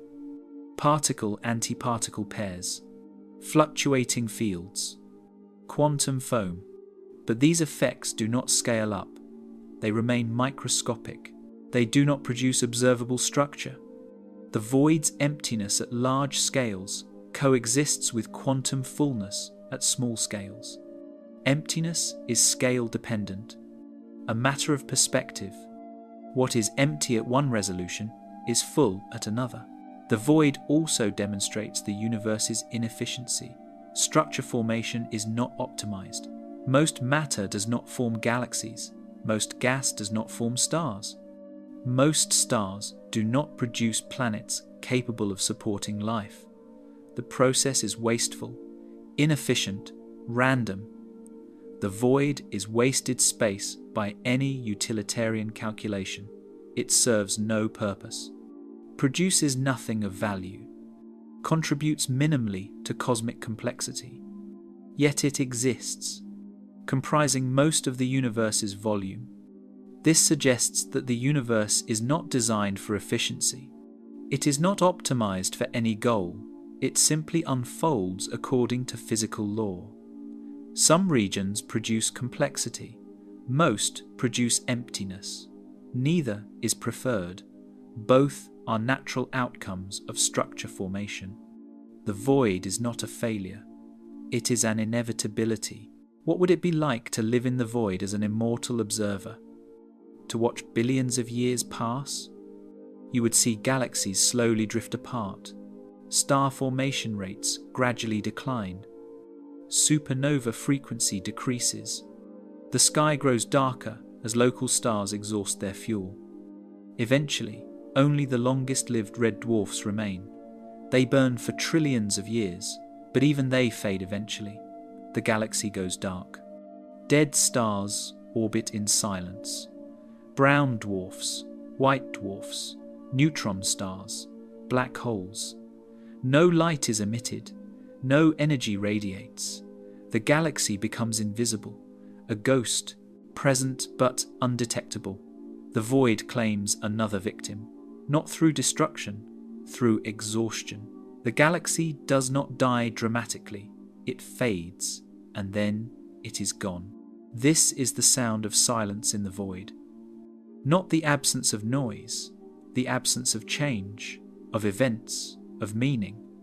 The void is where things go to stop happening, where the universe's dynamism fades to stillness, where structure achieves its final equilibrium state, maximum entropy, no gradients, no flow, no change, just existence without event. Being without becoming. The void is patient, it waits, and eventually everything joins it. The silence spreads, encompassing all, beyond the horizon, what we cannot see. The Booty's void extends beyond what we can directly observe. Our measurements are limited by light travel time and telescope sensitivity. We map the void using galaxies as tracers, but galaxies only show where visible matter exists. They do not show the full story. Dark matter fills the void at densities we can barely measure. Intergalactic gas exists below detection thresholds. Rogue planets drift between galaxies, invisible and uncountable. Black holes wander through the emptiness, betraying their presence only through gravitational effects. The void contains more than we see, but how much more? And what does it mean for our understanding? Dark matter is the dominant mass component everywhere, including the void. Simulations predict that dark matter density in the void is roughly 20% below the cosmic average. This sounds small, but integrated over the void's enormous volume, it represents missing mass equivalent to tens of thousands of galaxy clusters. Where did that mass go? It drained into surrounding filaments over billions of years. Gravity pulled it toward denser regions. The void evacuated not just visible matter but dark matter too. This evacuation continues. Dark matter particles move at hundreds of kilometers per second, flowing out of the void like water draining from a bathtub. The process is slow but inexorable. The void grows emptier with each passing million years. But dark matter does not evacuate uniformly. Simulations reveal complex structure. Thin filaments of dark matter thread through the void, connecting visible galaxies. These filaments are too tenuous to collapse and form galaxies themselves. They exist below the threshold for structure formation, but they are not nothing. They contain perhaps 10% of the void's total mass. They create subtle gravitational potentials. They affect light passing through via weak gravitational lensing. They are the void's skeleton, invisible scaffolding supporting the sparse visible structure. Without these dark matter filaments, the void galaxies would be even more isolated. The filaments provide minimal connectivity, gravitational threads linking the lonely islands. Intergalactic gas in the void is almost undetectable. Gas density is roughly 1 atom per cubic meter. For comparison, the best laboratory vacuum contains trillions of atoms per cubic meter. The void's gas is more rarefied than anything humans can create artificially. This gas is mostly hydrogen and helium left over from the Big Bang. It has never been processed through stars, never enriched with heavy elements. It is primordial, a fossil from the universe's first few minutes. Studying this gas provides insights into initial conditions, but detection is extraordinarily difficult. The gas is too sparse for emission spectroscopy. It can only be detected through absorption lines in background quasar spectra, and even then, the signal is at the edge of detectability. This gas raises questions. Why did it not form stars? Gas in denser regions collapsed, formed galaxies, ignited stars, but void gas remained inert. The answer involves thresholds. Star formation requires gas density above a critical value. Below that threshold, gravity cannot overcome thermal pressure. The gas remains diffuse. In the void, gas never reached the critical density. it was too spread out from the beginning. As the void expanded, gas diluted further. It crossed from just below threshold to far below threshold. Star formation became impossible. The gas is sterile, incapable of producing complexity.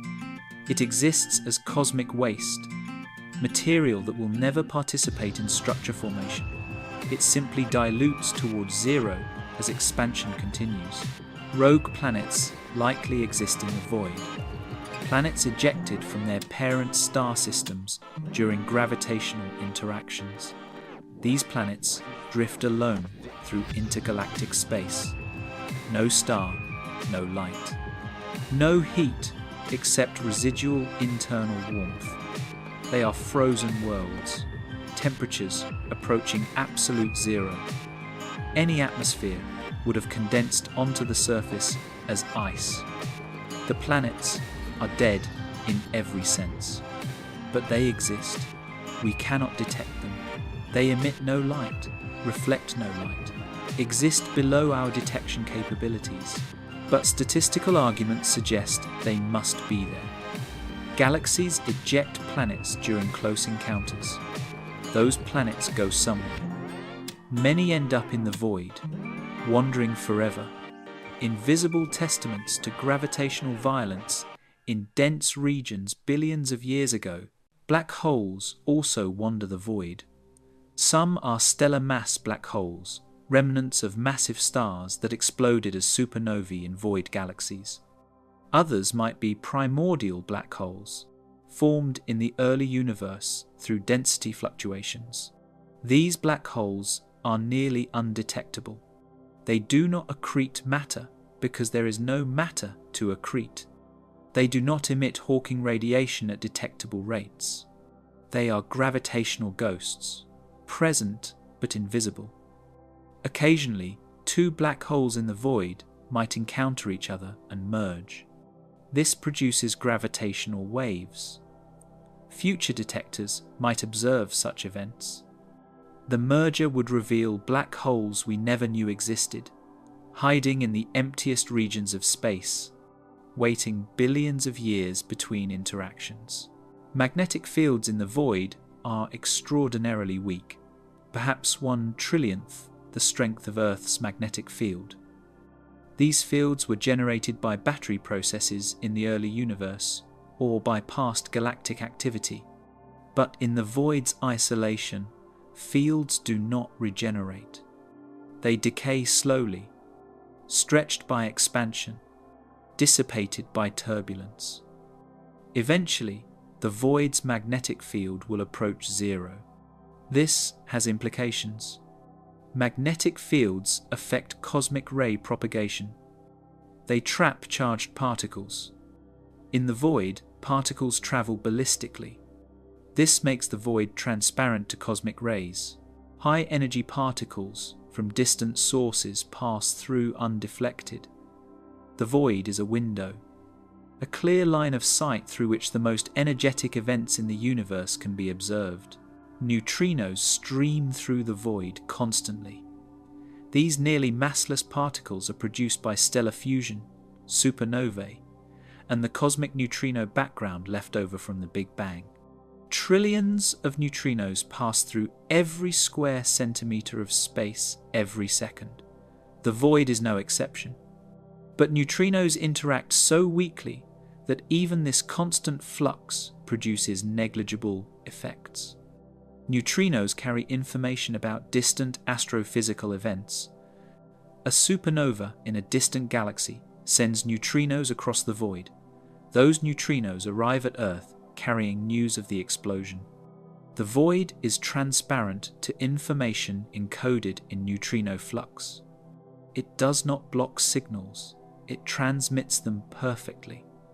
In this sense, the void is not an obstacle, it is a medium, a communication channel connecting distant parts of the universe. Gravitational waves also propagate through the void, unchanged. Binary black hole mergers, neutron-star collisions, and other violent events produce ripples in space-time. These waves travel at light speed, crossing cosmic distances without attenuation. The void does not absorb gravitational waves. It allows them to pass freely. Future gravitational wave observatories will detect events from across the universe. Many signals will pass through the Bootes void. The void will become a known feature in gravitational wave astronomy. A region of reduced lensing, a clean channel where signals are not distorted by intervening structure. Emptiness becomes an asset, a feature that enables rather than hinders observation. The void's interior also contains remnants of the cosmic microwave background. This radiation fills the universe uniformly. Its temperature is 2.725 Kelvin everywhere. But galaxies and clusters create subtle distortions through gravitational effects and electron scattering. The void, lacking these structures, preserves the CMB more faithfully. Photons crossing the void are affected only by its overall expansion. They lose energy through the integrated Sachs-Wolf effect, but they are not scattered or absorbed. The void provides the cleanest sample of CMB radiation available. Studying this radiation teaches us about the early universe without contamination from intervening structure. What we cannot see in the void might exceed what we can see. The visible galaxies are tracers, markers of rare overdensities where structure managed to form. But the vast majority of the void's volume contains nothing observable: dark matter, diffuse gas, radiation, fields, wandering planets, and black holes.